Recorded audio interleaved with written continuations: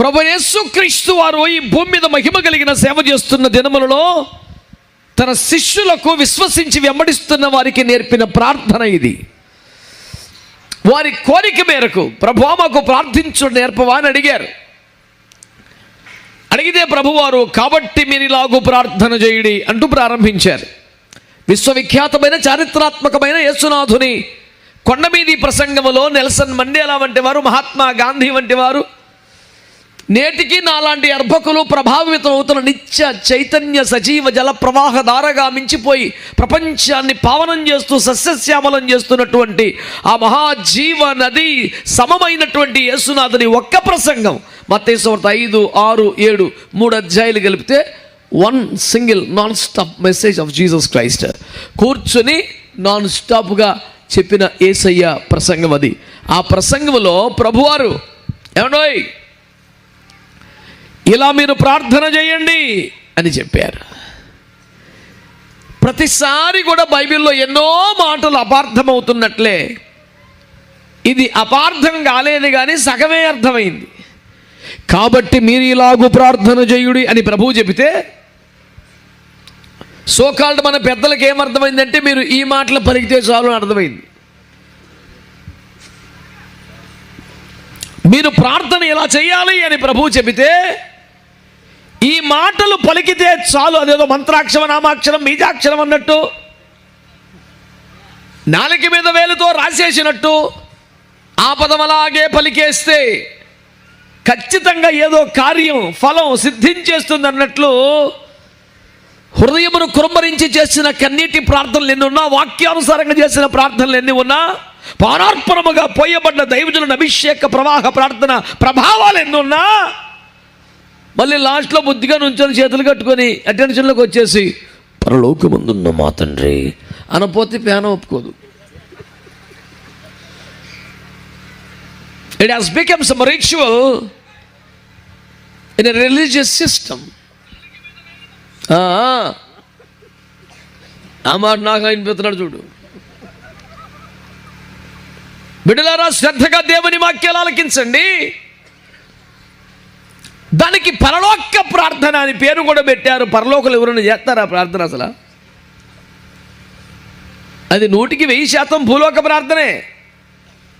పరలోకమందున్న అని స్టార్ట్ అయింది కాబట్టి ఇక ముక్క తగిలిచ్చారు పరలోక ప్రార్థన, పరలోక ప్రార్థన అని. సరేలే, ఇప్పుడు కొంపలో ముంచుకోలేదు, మహాపరాధమేం కాదు, సరే భూలోక ప్రార్థనే. సంబోధన పరలోకమందున్న మా తండ్రి అంటే ప్రార్థనకే మూలం, కేంద్రం, గురి దేవుడై ఉండాలి. దేవుని అడ్రస్ చేస్తూ ప్రార్థన చేయాలి. ప్రార్థనలో వేరొకరిని టార్గెట్ చేయకూడదు అన్న పదం కోసం, విద్వానం కోసం అది ఏర్పాటు చేశారు. అయితే దాన్ని మనం అదేదో మంత్రంలాగా ఏమొచ్చిన పైన రై కనీసం నీకు పరలోక ప్రార్థన వచ్చా చెప్పు అని చెప్పి ఆ 2 ముక్కలు అప్పచెప్పేస్తే 66 పుస్తకాల సమరాంశం వాళ్ళు ఉన్నట్టుగా మనం మురిసిపోయి వాడికి అభినందనించి ఇదిగో ఈ పాటి సన్మాన పత్రం చదివే అంత ప్రేమ మనకు ఉంటుంది.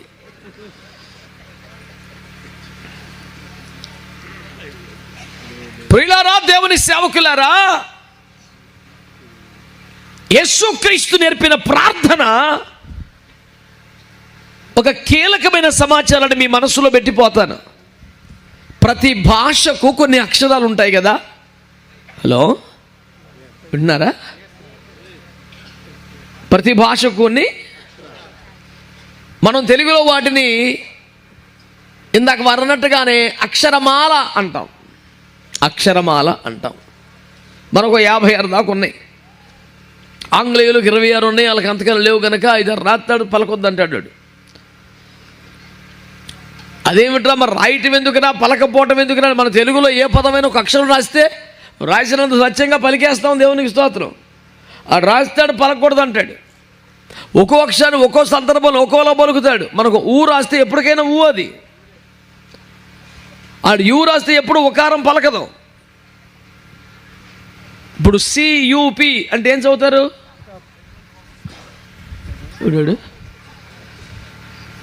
పాపానికి ప్రార్థన చేయండి ఎవరన్నా. దెబ్బ తలిగేసి ఉంటాం తలకాకి. దేవునికి స్తోత్రం. కొబ్బరి నూనెలు ఖర్చులు కూడా అందుబాటులోకి వచ్చినాయి కదా. దేవునికి స్తోత్రం. హల్లెలూయా. CUP అంటే మనం దాన్ని ఎలా చదువుతామో PUT అలా చదవకూడదు. దాన్ని పుట్టనాలి, దీన్ని కప్పనాలి. దీన్ని కుప్పన్నాం అనుకో అడ్డగోలుగా చండాలంగా దరిద్రంగా ఉంటుంది. మరి అది అలా పలికేవో ఇలా పలికేవో అదంతే. మేము ఎలా చెప్తే అలాగే పలకాలి, ఎక్కువ తక్కువ మాట్లాడబాకంటది. అదొక విచిత్రమైన భాష. ప్రతి భాషకు కొన్ని అక్షరాలు ఉంటాయి. అక్షరాలతో మొదలై పదాలుగా సాగి వాక్యాలుగా నిర్మితమై మహాకావ్యాలే గ్రంథాలే వ్రాసేయవచ్చు. కావ్యాలే రాసిన, మహా ఉద్గ్రంథాలే రాసిన ఆ 26 అక్షరాల్లో నుంచే రాయాలి, ఆ 56 అక్షరాల నుంచే రాయాలి. ఆ అక్షరాలు లేకుండా పదాలు లేవు, వాక్యాలు లేవు, గ్రంథాలు లేవు. భాషకి, సాహిత్యానికి, వాంగ్మయానికి అక్షరాలే మూలం, ప్రతీక. సరిగ్గా అలాగే ప్రార్థన ఏదైనా ఎక్కడైనా చేసింది ఎవరైనా భాషకు అక్షరాలెంతో భూమి మీద ఎవడు చేసిన ప్రార్థనకైనా ప్రతి ప్రార్థనకు అక్షరముల వంటివి ప్రభు నేర్పిన ప్రార్థన. దేవునికి స్తోత్రం కలుగునుగాక. అంటే ఎంత చిన్న వాక్యమైన, ఎంత చిన్న పదమైన, ఎంత మహాగ్రంథమైన అక్షరాలు లేకుండా ఎలాగూ సాధ్యం కాదో ప్రభు నేర్పిన ప్రార్థన ఆధారం కాకుండా ఎవడు ఏ చిన్న ప్రార్థన కూడా చేయలేడు. దానిలో ఉందా ఏం తగలకుండా చెయ్యొచ్చు అని నువ్వు ట్రై చేయి. అలాంటి పుస్తకం రాసి పెట్టేస్తా నీకు. నువ్వు ప్రభు నేర్పిన ప్రార్థనలోని విషయం ముట్టుకోకుండా నువ్వు ప్రార్థన చేసి చూడు. నువ్వు ట్రై చేయని రాత్రి కూర్చొని వెరైటీగా. ఈ ప్రపంచంలో ఎవడు ఏ ప్రార్థన చేసినా, ఏ అంశం మీద చేసినా, ఏ కోణంలో చేసినా, ఏ రూట్లో చేసినా, ఏ భావావేశంతో చేసినా అది ప్రభు నేర్పిన ప్రార్థనలో ఏదో ఒక అంశం అయి ఉంటుంది. దాన్ని దాటి ఎవడు చేయలేడు, అది లేకుండా ఎవడు చేయలేడు. అంతటి సర్వోన్నతమైన ప్రార్థన, విశేషమైన ప్రార్థన కాదు ప్రార్థన అక్షరమాల. ప్రతి ప్రార్థనకి మూలం అదే, ప్రతి ప్రార్థనకి ఆధారం అదే. అది లేకుండా ఎవడు ప్రార్థన చేయలేడు. నువ్వు ప్రయాణం ప్రార్థన చేయి, అందులో ఉంటుంది గొడవ. నువ్వు భోజనం ప్రార్థన చేయి, అందులో ఉంటుంది. అందులో కష్టాలు ప్రార్థన చేయి, అందులో ఉంటుంది. సైతాన్ గడి బాధలు పడలేకేడు, అందులో ఉంటుంది. రుణదాతల వల్ల ఏమైనా కుంపు కలుగుతుందా, అందులో ఉంటుంది. క్షమించడానికి మనసు ఒప్పడం లేదా, అందులో ఉంటుంది. ఎంత తిన్నా అరిగిపోయే శక్తి ఉందా, అందులో ఉంటుంది. విషయం ఏదైనా ఈ ప్రార్థనను దాటి ఎవరూ వెళ్ళలేము. కనుక ఏ దేశమైనా, ఏ భాష అయినా, ఎవడు ప్రార్థన చేయాలనుకున్నా మనుషులు దేవునికి చేసే బైబిల్ పద్ధతిలోని ప్రార్థనలన్నిటికీ ఆధారం, మూలం ప్రభు నేర్పిన ప్రార్థన. దేవునికి స్తోత్రం కలుగునుగా. దాని నెక్స్ట్ లెవెల్ మనం మాట్లాడదాం. ఇది ప్రభువు సకల ప్రార్థనలకు మూలముగా, ఆదిగా, సోర్సుగా, వనరుగా ఇచ్చిన అక్షరములు అనుకున్నాం.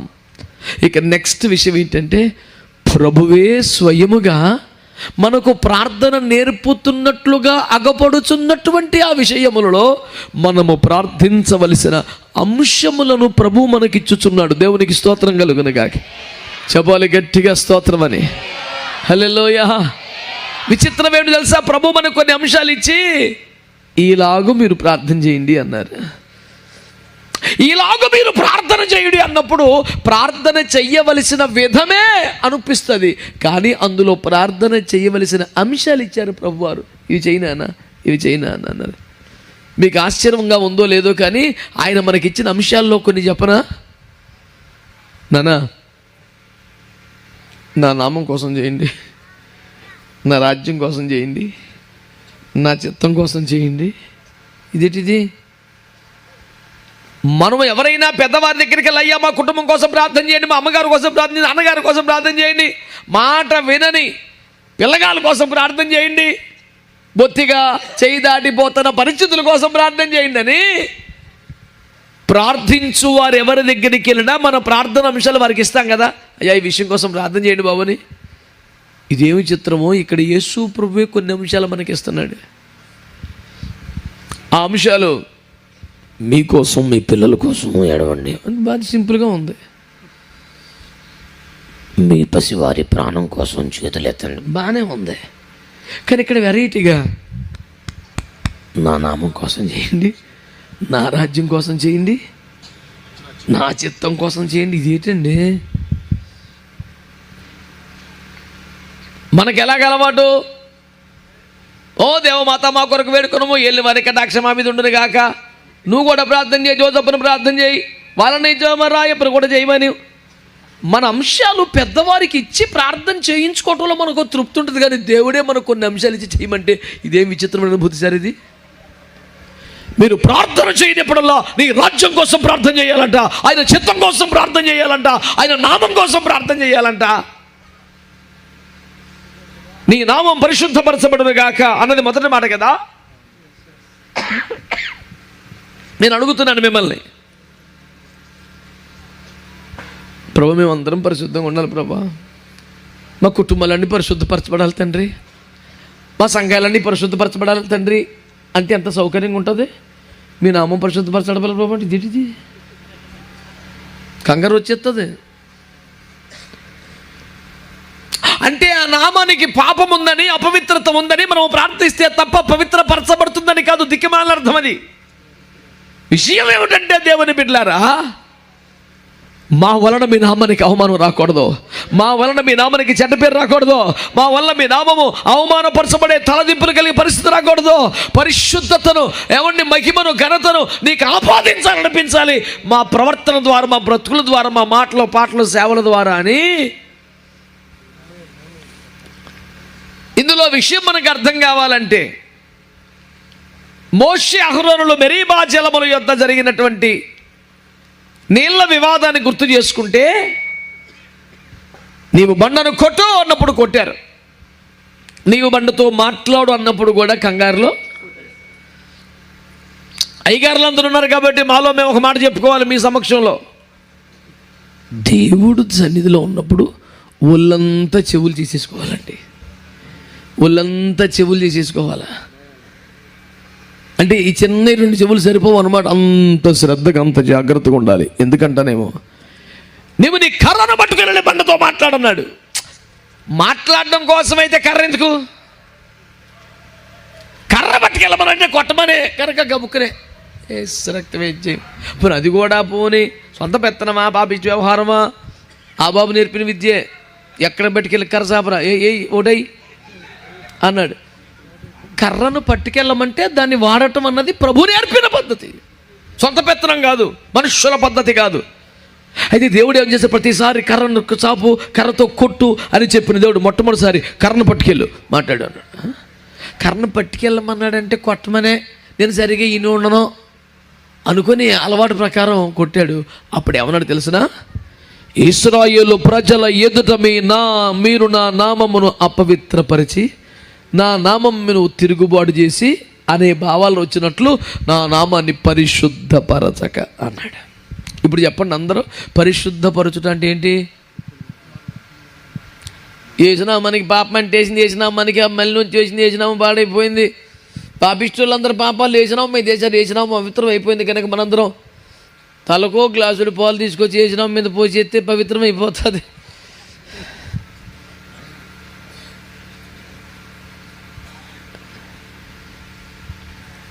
యేసు నామాన్ని మనము పవిత్రపరచాలా, మనము పరిశుద్ధపరచాలా. నీ నామం పరిశుద్ధపరచబడును గాక అనే మాటకి అర్థం ఏమిటో ద్వితీయోపదేశకాండంలో తెలియజేశాడు. దేవునికి స్తోత్రం కలుగును గాక. ఏమని చెప్పాడు అక్కడ? బహుతేటగా విస్పష్టంగా ఏమని రాశాడు? ఇశ్రాయేలు ప్రజల ఎదుట మీరు నా నామమును పరిశుద్ధపరచక. అంటే ఇంతకీ పరిశుద్ధపరచకపోవడం అంటే ఏమిటి? నేను అందరి ముందు బండతో మాట్లాడమన్నాను, మీరు కొట్టేశారు. మీరు నా నామాన్ని అపవిత్రపరిచినట్టు అయిపోయింది, పరిశుద్ధపరచలేదు. అంటే ఆయన నామం పరిశుద్ధపరచబడాలి అని అంటే అర్థం ఏంటంటే, బాహాటంగా ప్రజలందరి ఎదుట దేవునికి మనము విధేయత చూపటమే మన ద్వారా దేవుని నామం పరిశుద్ధపరచబడ్డాం. దేవుడు అంటే నీకు ఎంత భక్తి ఉన్నా, ఎంత విశ్వాసం ఉన్నా, ఎంత విధేయత ఉన్నా, నీ విధేయత ప్రజలందరి ఎదుట బాహాటంగా దేవునికి విధేయత చూపించాలి.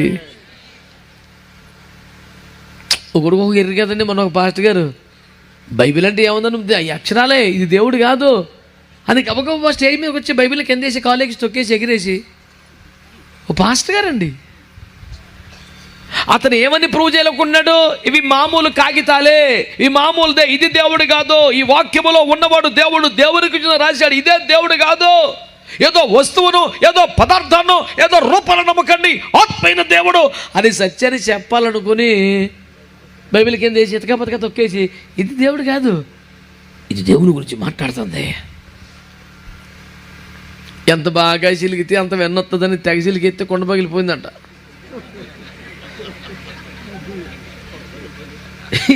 ఇప్పుడు ఏమైంది? మజ్జిగ పోయింది, కొండ పోయింది, వెన్న పోయింది, అమ్మ వచ్చింది బగలు కొట్టేసింది. ఒక పంది తిన్నగా ఎడలో సన్నాసి అని అనవసరంగా మేపుతున్నాడు, పంది కూడా పుంజిని మేపినట్టు యూజ్లెస్ ఫెలో. మజ్జిగ చిలుగుతుంది అదరా సన్నాసి, 10 కేళ్ళు వచ్చేసినాయి అని ఈ దవడ ఆ దవడ వాయించేసింది అమ్మ వచ్చి. వాళ్ళ నాన్న వచ్చి కింద పడిపోయిన వెన్న తీసి గాయాల మీద రాశాడంట. దేవుడికి స్తోత్రం చెప్పండి. ఇది భలే, అంత ఖరీదైన వెన్న నిర్మల పడిపోతే సొత్త ఊరుకుంటామా? ఆడికి ఈ కన్నా పోద్దాం, సరే నీ తగిలేసేయండి నాలుగని. క్రైస్తవులారా, దైవ సేవకులారా, నా మనమేమిటంటే దేవుని బిడ్డలారా, ఆయన నామము పరిశుద్ధపరచబడును గాక అనే దానిలోని అర్థం ఏంటంటే మనం ఆయన నామాన్ని ప్రేమించే వారంగా, గౌరవించే వారంగా, పూజించే వారంగా, చాటించే వారంగా, ప్రకటించే వారంగా, ప్రార్థించే వారముగా, ప్రజలందరి ఎదుట ఆయనకు బాహాటముగా పబ్లిక్గా విధేయత చూపించడం ద్వారా ఆయన నామానికి ఘనతను, మహిమను, ప్రభావాన్ని ఇనుముడింపు చేయాలి. మన తలబిరుసు ప్రవర్తన, తెక్క వేషాలు లేనిపోని, ఏమండి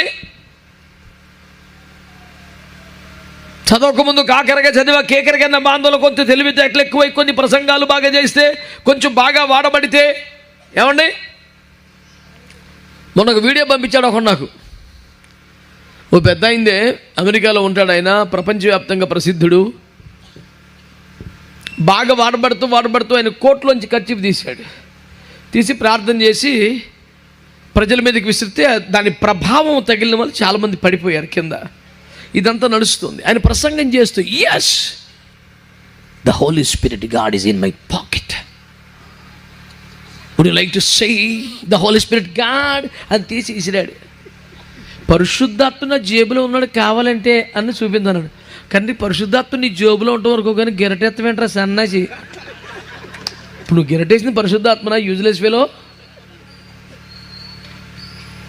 తెక్క వేషాలు నాలో ఉంటాడు, పక్కన ఉండక రేవెట్టేదని మళ్ళీ పట్టుకొని దేవునికి స్తోత్రం. నీవు వాడే వస్తువులను, ఉపకరణములు కూడా దేవుడు తన అభిషేకంతో నింపడం ఆయన కృప కాదా? ప్రజల మీద అనుకున్న కనికరం కాదా? ఆ మాత్రానికి పరిశుద్ధాత్మ జేబులో ఉన్నాడంటవా? అందుకే అన్నాడు, ఆంత్రముల మీద కొవ్వు, డొక్కల మీద ఉన్న కొవ్వు, ఎక్కడెక్కడో కొవ్వంతా తీసి బలిపీఠ మీద వేయవలను, అది యెహోవాకి ఇంపైన సువాసన హోమం అన్నాడు. స్తోత్రం చెప్పండి. ముందు కొవ్వు తీసేవాడు లేక, ఆ ఉపదేశం లేక, ప్రభువుకు ఒక స్తోత్రం చెప్పాలని మీకు ఎందుకు అనిపించలేదు? హల్లెలూయా. ఈ మొత్తం ప్రభు నేర్పిన ప్రార్థనలను వ్యాఖ్యానం చేసే ఉద్దేశానికి నేనేమి లేను. ప్రారంభంలో మొదటి మాటను ఎగ్గొట్టేసి రెండో మాట దగ్గరికి వస్తే అర్థవంతంగా ఉండదనే భావనతో ఓ మాట మీ ముందు పెడుతున్నాను. యేసయ్య రాజ్య సువార్త సభలు గనుక దేవుని రాజ్యమును గురించి 2 మాటలు మీతో ప్రస్తావించాలనేది నాను ప్రభు దగ్గర పొందిన సిద్ధపాటు. కనుక నీ నామము పరిశుద్ధపరచబడును గాక అనే దానికి కొత్తగా మనం కష్టపడి వ్యాఖ్యానం చెప్పక్కర్లేదు. ప్రభువే నేను బండతో మాట్లాడమంటే బండను కొట్టారు కనుక మీరు నా నామమును పరిశుద్ధపరచలేదు అని స్వయంగా తానే వ్యాఖ్యానం చెప్పాడు. బైబిల్ గురించి నేను చెప్పే ఒక మంచి మాట ఏంటంటే, వజ్రమే వజ్రాన్ని కోస్తుంది అన్నట్టు వాక్యమే వాక్యాన్ని వ్యాఖ్యానిస్తుంది అనండి. వాక్యాన్ని వాక్యంతో కాకుండా మన తెలివితో, చాతుర్యంతో, చమత్కారంతో, లోకాభిరామాయణంతో, వేరే పుస్తకాలతో, ఎక్కడో తెచ్చుకున్న సరుకుతో వ్యాఖ్యానించాలన్న ప్రతిసారి ఇలాంటి తిక్క బోధలు పడుతుంటాయి. ప్రభు కోపం వస్తుంటుంది. అనవసరంగా చివరిలోకి వచ్చాక ఛాన్స్ పోతుంటుంది. కుదురుగా ఉంటే మంచిదని చిన్నవాళ్ళకి పెద్దవాళ్ళకి మనవి చేసుకుంటున్నారు. దేవునికి స్తోత్రం. హల్లెలూయా. కనుక దేవుని బిడ్డలారా, నీ నామము పరిశుద్ధపరచబడును గాక అనే మాటకి అర్థం ఏమిటంటే, మా మాట ద్వారా, మా ప్రవర్తన ద్వారా, మా బ్రతుకు ద్వారా, మా విధేయత ద్వారా ప్రజలందరి ఎదుట నీకు మంచి పేరు రావాలి తప్ప, నీకు ఘనత మహిమలు రావాలి తప్ప, తిరుగుబాటు ద్వారాని బహిరంగపు అవిధేయత మా బ్రతుకుల్లో కనబడకూడదయ్యా. ఆ జీవితాలు మాకు ఇవ్వండి అయ్యా. మా ప్రవర్తన ద్వారా మేము ఇంట్లో ఎంత ప్రార్థన చేస్తున్నామో, సేవలు ఎంత సమర్పణ కలిగి ఉన్నామో మాత్రమే కాదు, మా బ్రతుకు ద్వారా బాహాటముగా ప్రజలందరి ఎదుట మేము నీకు చూపించు విధేయత ద్వారా కూడా నీకు మహిమ రావాలి ప్రభు అనే ఒక భావన ప్రభు మనకు నేర్పుతున్నారు. స్తోత్రం చెప్పగలిగితే చెప్పండి. హల్లెలూయా. ఇప్పుడు మనం ఏం కోరుకోవాలి?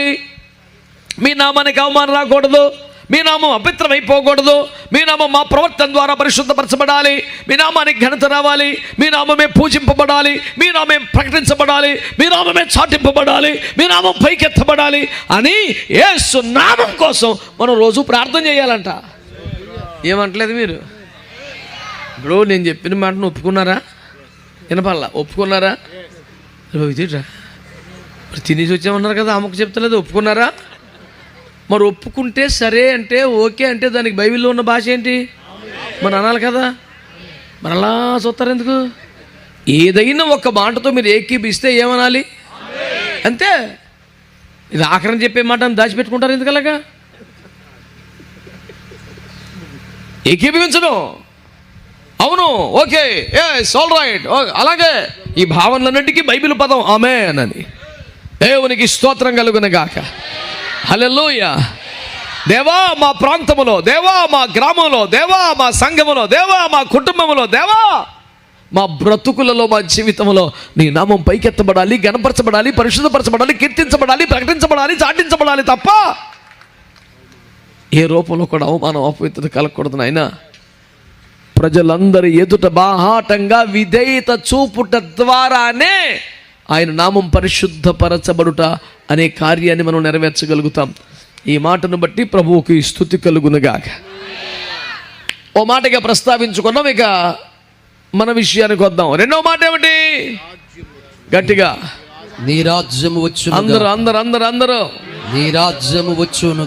ఆమేన్. నీ రాజ్యం వచ్చునుగాక అంటే వారు ప్రభువును నమ్మింది మొదలుకొని, ప్రభువును వెంబడించడం ఆరంభించి మొదలుకొని వారికి ప్రభువు నేర్పుతున్న విషయం ఏమిటంటే, నాన్న మీ ప్రవర్తన బాహాటముగా బహిరంగంగా ప్రజలందరి ఎదుట మీరు నా మాటకి విధేయత చూపించాలి. రెండవది, మీరు నిత్యము గుండె నిండా కోరుకోవలసిన విషయం దేవుని రాజ్యము దిగి రావాలని కోరుకోవాలి. ఆమేన్. హల్లెలూయా, హల్లెలూయా.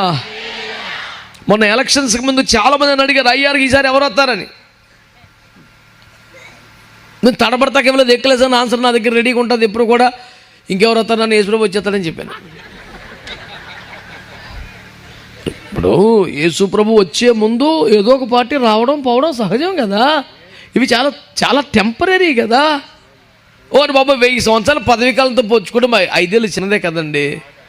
కనుక ఏదోటి వస్తుంది వెళుతుంది. ప్రతి వారి కోసం మనం ప్రార్థన చేయాలి. దేవుడు ఎవరిని ఎంపిక చేస్తే వారికి లోబడాలి, వారిని ఘనపరచాలి. వారు చట్టములు చేయనట్లుగా, ఆయురారోగ్యాలతో కాపాడబడినట్లుగా వారి కొరకు ప్రార్థన చేయాలి. వారి ఏలుబడిలో పాలనా కాలంలో ప్రజలందరూ సుభిక్షంగా ఉండాలని కోరుకోవాలి. ఇతోధికంగా పనికి మాలిన పనులకి, అడ్డగోలు వ్యవహారాలకి మనం సహాయం కోరుకునేది ఆస్తిక దుష్ట నిత్య నికృష్ట పాపిష్టి బుద్ధులు మనకు లేకుండా మనమే చేతులు చాపి ఆశీర్వదించే స్థాయిలో బతకాలి. స్తోత్రం అనరే. ఇప్పుడు ఎవరు వచ్చినా ప్రార్థన చేయాలి కదండి, ఎవరు వచ్చినా చట్టం చేస్తే లోపడాలి కదండి, ఎవరు వచ్చినా పనులు కట్టాలి కదండి. మరి ఆపాడు దానికి ఎవరు వస్తే ఏమవుతుంది? ఇప్పుడు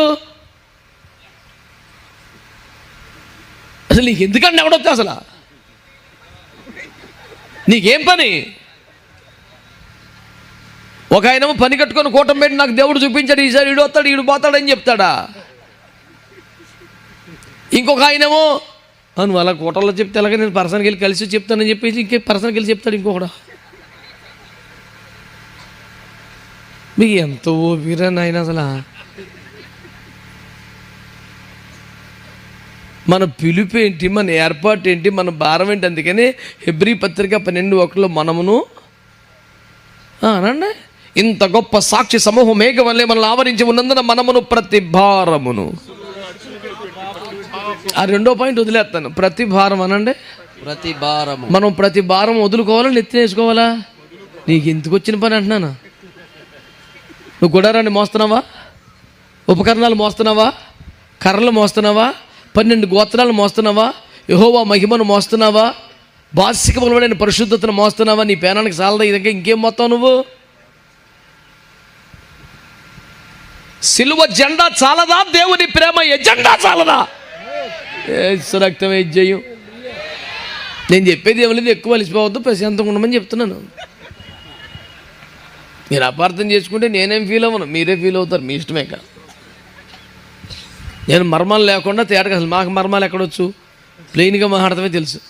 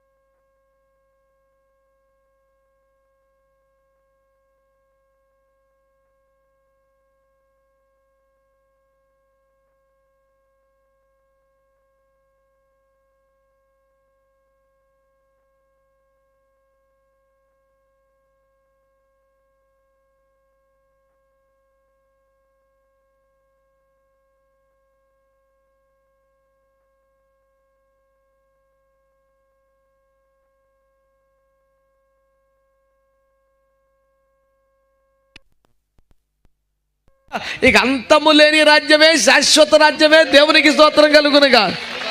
ఓ నీ నాయన, శాంపిలే 1000 సంవత్సరాలు అయితే అసలు ఎట్లుంటుంది నాయన? ఇలాంటి రాజ్యం అటు పెట్టుకొని ఎవడే అన్నా ఈసారి ఏంటి పరిస్థితి?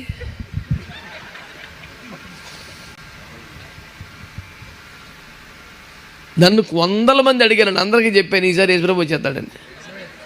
తప్పు అలా చెప్పకూడదంటారా? అలా చెప్పకుండా ఏదో ఒక పార్టీ పేరు చెప్తే బాగుండేదా? ఆయన రావాలని కోరుకుంటున్నాం, వస్తాడనే నమ్ముతున్నాం, వస్తాడనే ప్రకటిస్తున్నాం. రాకపోతే నేను సరిగ్గా సిద్ధపడలేదేమో, అందుకే రాలేదని కొంచెం జాగ్రత్తగా బతుకుతున్నాం. ఇదిలో నీవు బాధపడిపోతాకేముంది? ప్రభువుకు స్తోత్రం. మీ అందరికీ వందనాలు. చెప్పారా గట్టిగా?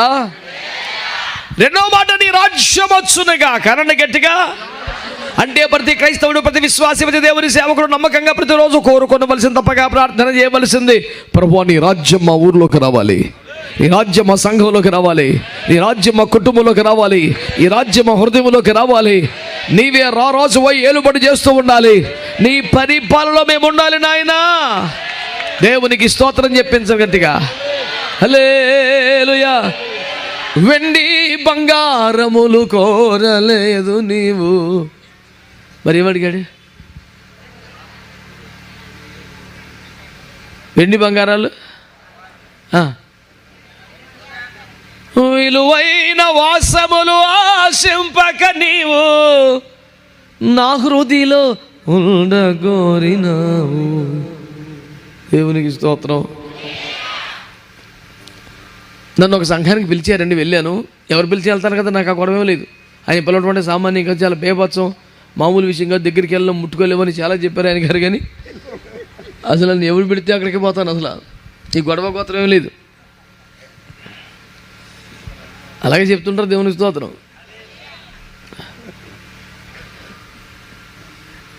ఇంకా మా ఊళ్ళో బొలిసారి అలా నువ్వు ఎవరు పెడితే వెళ్ళిపోతున్నావు, అని అన్ని చోటకి వెళ్ళకూడదు, కొంచెం మెయింటైన్ చేయమని చెప్తుంటారు. ఇంకా నన్ను అలాంటి సువార్తలు కూడా బోల్డ్ నాకు. స్తోత్రం. వెళ్తే కూటంలోనండి, మాబో అసలు మామూలుగా లేదండి కూటం. సంఘములో ఎవడికాడే కింగు, మహా బీభత్సమైన గొడవ, ఒకరు ఆ సంఘ కార్యక్రమాలలో చివరికి వాక్య సమయం బక్క చిక్కి కొంచెమే మిగిలింది. దానికి కూడా 100 మంది వెల్కమ్లు, 100 దండలు, 100 బొకేలు, 100 అడవుళ్ళు, కమిటీలు, గొడవ గోత్రం తీరా స్టేజ్ ఎక్కిన తర్వాత అయ్యగారు మరి చాలా సమయమైంది కనుక ఎప్పుడో 6ంటికి మొదలెట్టాడు గొడవ, తొందరగా తెమలు కొట్టేమని చెప్తున్నాడు. మళ్ళీ సరే, మనకి ఎవడైనా అరగంట కోరుకుంటే 20 నిమిషాలకి ముగించిన అలవాటు. వీడు ఎప్పుడు ముగింతాడు రా బాబుని చూసే దరిద్రానికి ఎప్పుడు నేను లేను, ముందే తెగొట్టుకుపోతాను. అయితే ఆ పని చేశాను. అక్కడ కూడా తొందరగా తెమలు కూర్చేసాను రే అన్నారు కొంతమంది. అయిపోయింది కూటం.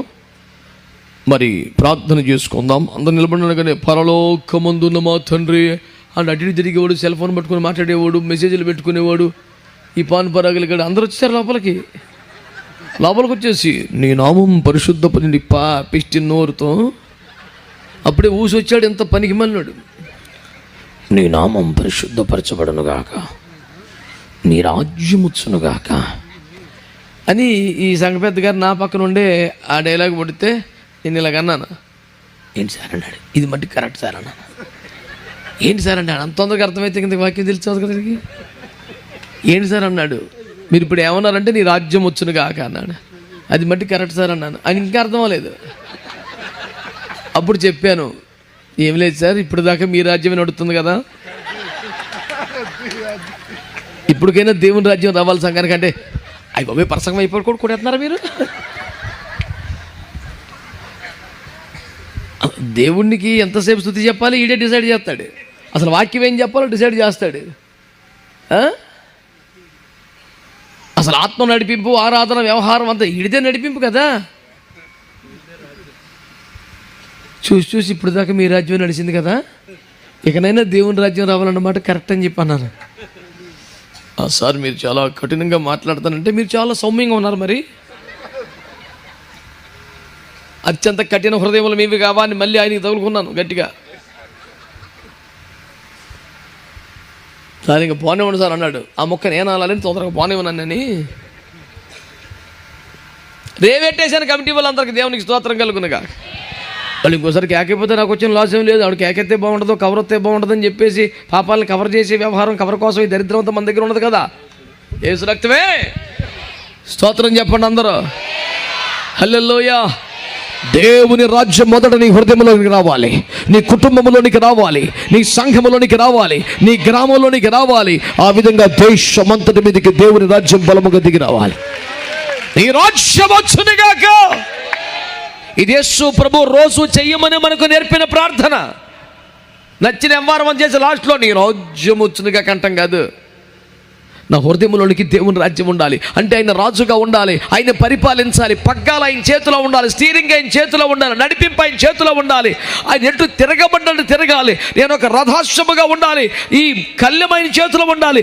ఎటు తిప్పిదట్టు తిరగాల, ఎటు తిప్పిదట్టు తిరగాల.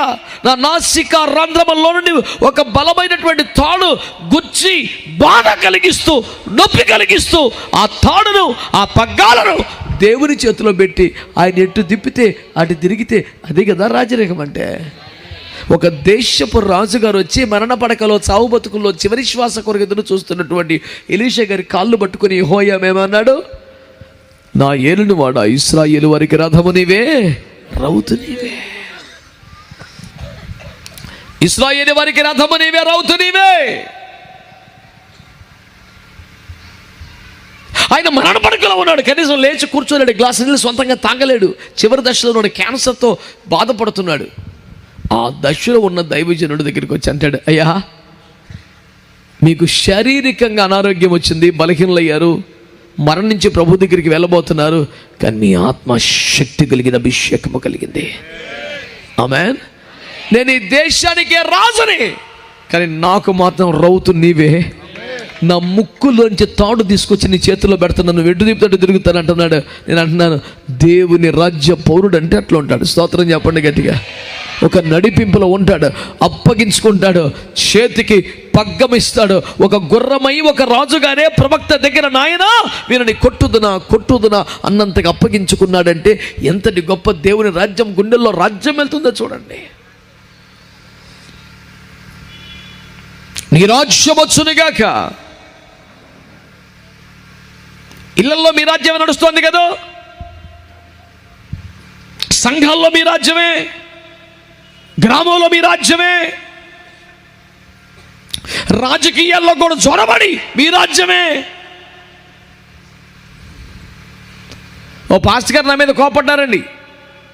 ఆనాడు యోసేపు ప్రధాని అయితే సంతోషపడ్డావు, దానియేలు ప్రధాని సంతోషపడ్డావు, మొర్దెకై ప్రధాని సంతోషపడ్డావు, నేను ఎమ్మెల్యే అవుతానంటే కొన్ని వేడుతున్నాం ఎందుకు రాని ప్రసంగాలు చెప్తా. మళ్ళీ యోసేపు 30 ఏళ్ళకే ప్రధాని, ఇప్పుడు హల్లెలూయా. మను దరిద్రం వదిలిపోయింది, మొర్దెకై ప్రధాని, ఇప్పుడు హల్లెలూయా అంటావు. మరి నేను అవుతానంటే ఏడుతావారా అని నా మీద పడ్డాడు. నేను అన్నాను, సార్ మీరు సూపర్ పాయింట్ పట్టుకున్నారు, మా ఐఎఫ్జీలో మేము ప్రార్థన చేస్తున్నాం, క్రైస్తవుల్లో దేవుని సంఘములో ఎమ్మెల్యేలు లేపబడాలి, ఎంపీలు లేపబడాలి, చట్ట సభల్లో దేవుని భయము కలిగిన వారు ఉండాలి, బైబిల్ పట్టుకుని వెళ్ళే దమ్మున్న వాళ్ళు కాబట్టి రోజు ప్రార్థన చేస్తున్నాం సార్. మరి అదేంట్రా మరి నా విషయంలో వ్యతిరేకంగా మాట్లాడామంటే నేనేం వ్యతిరేకం కాదు సార్. సంఘములో నుంచి ఎమ్మెల్యేలు లేపబడాలి, ఎంపీలు లేపబడాలని కోరుకుంటున్నాం, కానీ సంఘాన్ని వదిలేసి పాస్టర్ గారు ఎంపీ అయిపోవాలని కోరుకుంటలేదు సార్. ఇప్పుడు అక్కడ వచ్చింది చిక్కు.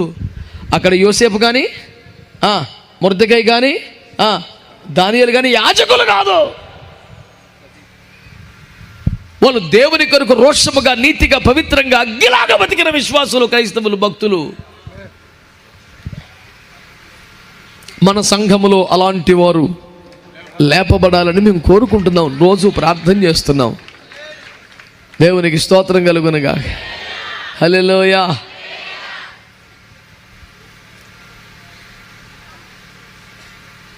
ఈ రోజున దేవుని వాక్యాన్ని మీరు గమనించమని కోరుతున్నాను. వాక్యం ఏమంటుందో తెలుసునా? మన ఊర్లోకి, మన హృదయంలోనికి, మన దేశంలోనికి దేవుని రాజ్యం చెప్పాలి, దేవుని రాజ్యం రావాలి. దేవునికి స్తోత్రం కలుగునగా. హల్లెలూయా, హల్లెలూయా. నీ రాజ్యము రావాలి, నీ రాజ్యము రావాలని ప్రార్థన చేయండి అని ప్రభు మనందరికీ డ్యూటీ చేశాడు. ప్రతిరోజు కూడా ప్రభు నీ రాజ్యం మా దేశంలోకి రావాలి, మా రాష్ట్రంలోనికి రావాలి, మా జిల్లాలోకి రావాలి, మా గ్రామంలోకి రావాలి, మా సంఘంలోకి రావాలి, మా కుటుంబంలోకి రావాలి, మా హృదయంలోనికి రావాలి. నీ రాజ్యముతో మేము నింపబడి ఉండాలని రోజు మనం ప్రార్థన చేయాలట. ఎప్పుడైతే యేసు ప్రభు వారు నీ రాజ్యము రావాలని ప్రార్థన చేయండి అన్నారో కొంతకాలం తర్వాత రోజు ప్రార్థన చేస్తున్నాం, మరి రాజ్యం వచ్చిందంట అని అడిగారు. అని అడిగితే ప్రభు ఇప్పుడు మెల్లిగా విషయం చెప్పారు. లూకాసు వార్త 17వ అధ్యాయం 20వ వచనం. దేవుని రాజ్యం ఎప్పుడు వచ్చునని పరిసయ్యులు ఆయన అడిగినప్పుడు ఆయన, దేవుని రాజ్యము ప్రత్యక్షముగా రాదు, ఎందుకనగా ఇదిగో దేవుని రాజ్యము మీ మధ్యనే ఉన్నది. స్తోత్రం చెప్పండి గట్టిగా ఒకసారి. నీ రాజ్యం వచ్చును గాక, నీ రాజ్యం వచ్చును గాక, నీ రాజ్యం వచ్చును గాక అని ప్రార్థన చేయబడిన ఎంతకు వచ్చిందా, వస్తుందా, ఎలాంటి వ్యవహారం ఎంతవరకు వచ్చింది కూడా అని అడిగారు. ఎంతవరకు వచ్చింది ప్రభు వ్యవహారం అని అడిగితే, దేవుని రాజ్యం ప్రత్యక్షముగా రాదు. అంటే ఎలక్షన్లో ఒక పార్టీ గెలిచి అధికారంలోకి వచ్చినట్లు, ఇప్పుడు ట్రంప్ గారు ప్రమాణ స్వీకారం వైభవంగా జరుగుతున్నట్లు, అలా ప్రత్యక్షంగా ఒక వ్యవస్థగా, వస్తువుగా, ఆకారంగా, పదార్థ రూపంగా రాదు. మరి ఎలాగా? అది ఆల్రెడీ మీ మధ్యలో ఉందన్నాడు. అచ్చి బాబాయ్, ఆల్రెడీ దేవుని రాజ్యం మన మధ్యలోకి వచ్చేసిందంట రాయ్ అని అందరూ ఆశ్చర్యపోతుండే. ఏమిటయ్యా దేవుని రాజ్యం వచ్చేసిందని? నిన్న దాకా దేవుని రాజ్యం రావాలని ప్రార్థన చేయమన్నాడు. ఎప్పుడు వస్తుందా మనం చూస్తున్నా, ఆల్రెడీ వచ్చేసింది అన్నాడు. మీ ఇంటికి వచ్చిందా, మీ సంఘానికి వచ్చిందా, మా ఇంటికి వచ్చిందా, అందులో తడువులు ఆడుకుంటూ ఉండగా దేవుని రాజ్యాన్ని ఎలా గుర్తుపట్టాలో ప్రభువారు చెప్పారు. స్తోత్రం చెప్పండి. హల్లెలూయా చెప్పారా? హల్లెలూయా. నీ రాజ్యం ఎప్పుడొచ్చును అని అడిగితే ఆల్రెడీ మీ మధ్యలో ఉందన్నాడు ఆయన. అబ్బా ఏమిటబ్బా ఈయన రాజ్యం అంట, ఈ మాట ఆ మాట సిలువ మరణానికి అప్పగించాలని వెవ్వుల్లూడుతున్న ప్రయత్నంలో పిలాతు గారి దగ్గరికి వెళ్ళింది. ఏంటి అందరికి నేను రాజును అని చెప్తున్నావంట, నీ మీదకి వచ్చిన ప్రధాన కంప్లైంట్ అదే, నీ మీద అందరూ నువ్వు రాజు అని చెప్పుకొని తిరుగుతున్నావు కంప్లైంట్ వచ్చింది, ఏమంటావు? నీవన్నట్టే నేను రాజునే అన్నాడు. గుండె జరిగిపోయింది. అమ్మ నాయనోయ్, నేనేదో అనవసరపు దుర్మార్గ దుష్ట పాపిష్టి ఆరోపణ చేశాను నిజమేనన్నమాట, నీవన్నట్టు నేను రాజునే అంటున్నావా అంటే కైసరుకి, ఔగుస్తుకి ఏలుబడి చేస్తున్న హేరోదులు ఇలాంటి వాళ్ళందరికీ కొన్ని వ్యతిరేకమా? సమాంతరంగా ప్రతికూలంగా ప్రత్యామ్నాయంగా వేరొక రాజ్యం స్థాపించావా? రాజద్రోహం నేరం కింద కేసు కట్టేసి సిరివేసేయమంటావా అని కంగారు పడిపోతుంది. ఇప్పుడు దాకా పాయింట్ దొరకలేదు, ఇప్పుడు నాకు దొరికింది పాయింట్ అనిపిస్తోంది భక్తుడికి. అప్పుడు యేసుప్రభు ఇంకో బాంబు పిలిచాడు. అవును నీవన్నట్టు నేను రాజునే, అయితే నా రాజ్యం ఈ లోక సంబంధమైనది కాదు అన్నాడు. మబ్బు ఇడిపోయినట్టు ఇడిపోయి మళ్ళీ కారు మబ్బు కమ్మేసింది. స్తోత్రం. నేను రాజునే అన్నావు, ఈయనకు బ్యాచ్ ఉంది, మొత్తం వీళ్ళందరిని అరెస్ట్ చేస్తే రాజ్యం కూడా అయిపోద్ది అనుకున్నాను, కానీ ఈ లోక సంబంధమైంది కాదు. మళ్ళీ ఈ వాక్యం కూడా మరి తింగళకి సగమే అర్థమైంది. యేసుప్రభు వారు ఏమన్నారు? నా రాజ్యం ఈ లోకములో లేదు అన్నారా? నా రాజ్యం ఈ లోక సంబంధమైంది అనండి, చెప్పండి. అసలు ఈ లోకములో ఆయన రాజ్యమే లేకపోతే ఈ లోకంతో సంబంధం లేదని చెప్పాల్సిన అవసరం ఉంటుంది. లోకములు ఉండి కూడా లోకంతో సంబంధం లేకుండా తామరాకు మీద నీటి బొట్టులాగా ప్రత్యేకంగా నిలబడిపోయింది చూడు, ఇదిరా నా రాజ్యం అంటే అన్నాడు. స్తోత్రం చెప్పండి గట్టిగా. అందరూ అన్నట్లా ప్రత్యక్షంగా రావటం లేదు, హడావుడిగా రావటం లేదు, మేళతారాలు బాజా భజంత్రాలు లేవు, ఎక్కడా సైలెంట్గా ఉంది. కానీ ఆల్రెడీ నా రాజ్యం మీ మధ్యలోకి వచ్చేసింది. నాకు రాజ్యం ఉంది, నేను రాజుని, కానీ నా రాజ్యం ఈ లోక సంబంధమైంది అంటే ఈ లోకములోనే ఉన్నది, కానీ లోకంతో సంబంధం లేకుండా ఉన్నది. దాని పేరే యేసు రాజ్యము. దేవునికి స్తోత్రం చెప్పండి, చెప్పండి మంచిగా హల్లెలూయా. నీ రాజ్యము రావాలని ప్రార్థన చేయమన్నావు, ఎప్పుడు వస్తుందంటే ఆల్రెడీ వచ్చేసింది అన్నావు. నాకు తెలియలేదు అంటే ప్రత్యక్షంగా రాదన్నావు. ఇప్పుడు ఇంతకీ మ్యాట్ ఏంటంటే మీ మధ్య ఆల్రెడీ ఉందన్నావు. ఏంటయ్యా బాబు అంటే అంత క్లారిటీగా నీకు ఎందుకు తెలుస్తలేదంటే ఈ లోకంతో సంబంధం లేకుండా ఉంది కదా, మీ మధ్యలోనే ఉన్నది కానీ ఈ లోకంతో సంబంధం లేదా.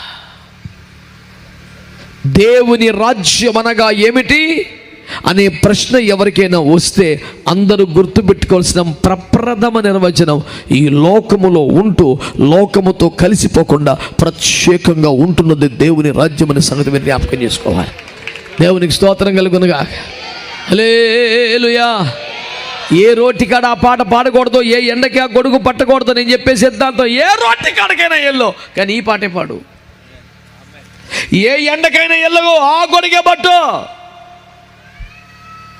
నిన్ను ఏ రోటికి వెళ్ళదంట్లా. నన్ను మనం అడిగాడు, అన్న మీరు పలానా సంఘానికి వెళ్ళారంట, నామకరణ సంఘం అన్నా, అయ్యి బాబాయ్ ఉపదేశం కాదా, నువ్వు డేటు ఇచ్చేటప్పుడు చూసుకోవద్దా, అది అలాంటి సంఘానికి వెళ్ళిపోవండి, మా ఊడు అని చెప్పుకుంటున్నాం అందరికి మేము, నువ్వు అలా నామకరణ సభ సంఘానికి వెళ్ళిపోతే ఈడి పరువుకి వచ్చిందంటే లాస్. ఇప్పుడు ఈ వస్తాదికి ఏమన్నాయ్ నేను చెప్పాను, వాడికి ఉపదేశం లేదన్నమాట కరెక్ట్, అందుకే వెళ్ళాను నేనని చెప్పాను.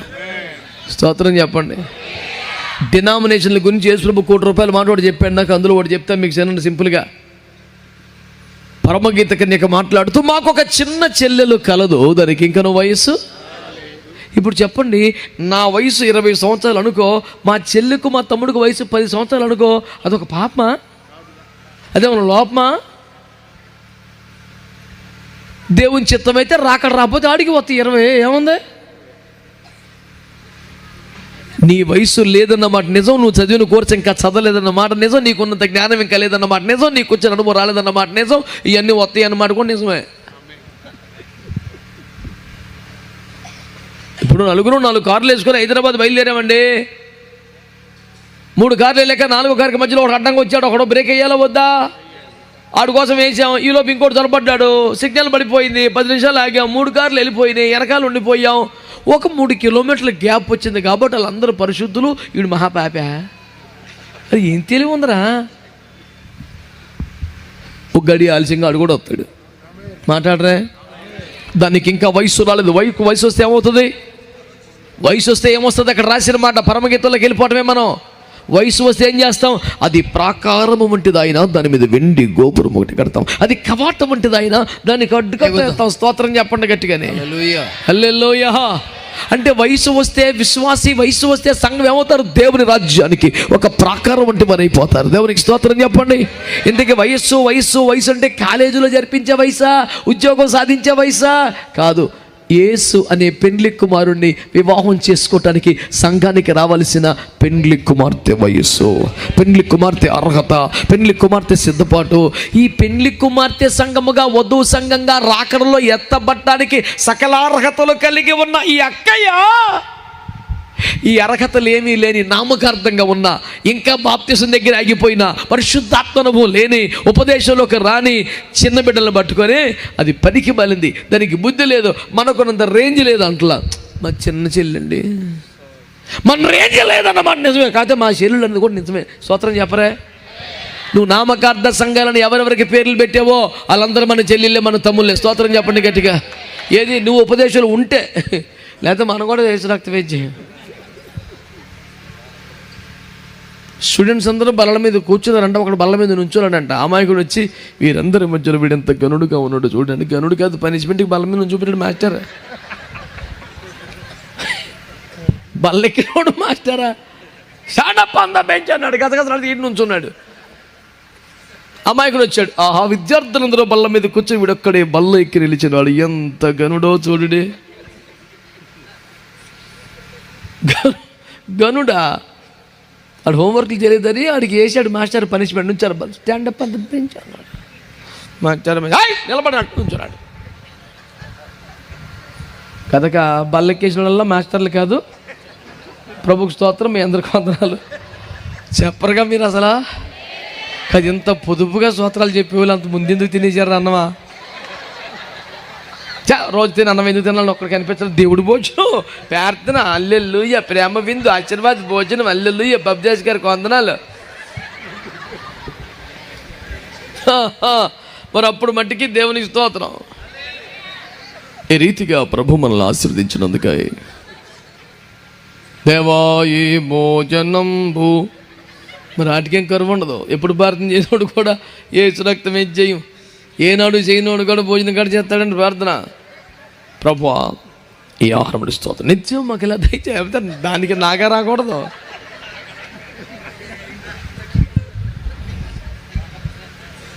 మరి పెట్టుబడి ఏమందరా స్తోత్రం చెప్తాకి? ఊరినే కదా.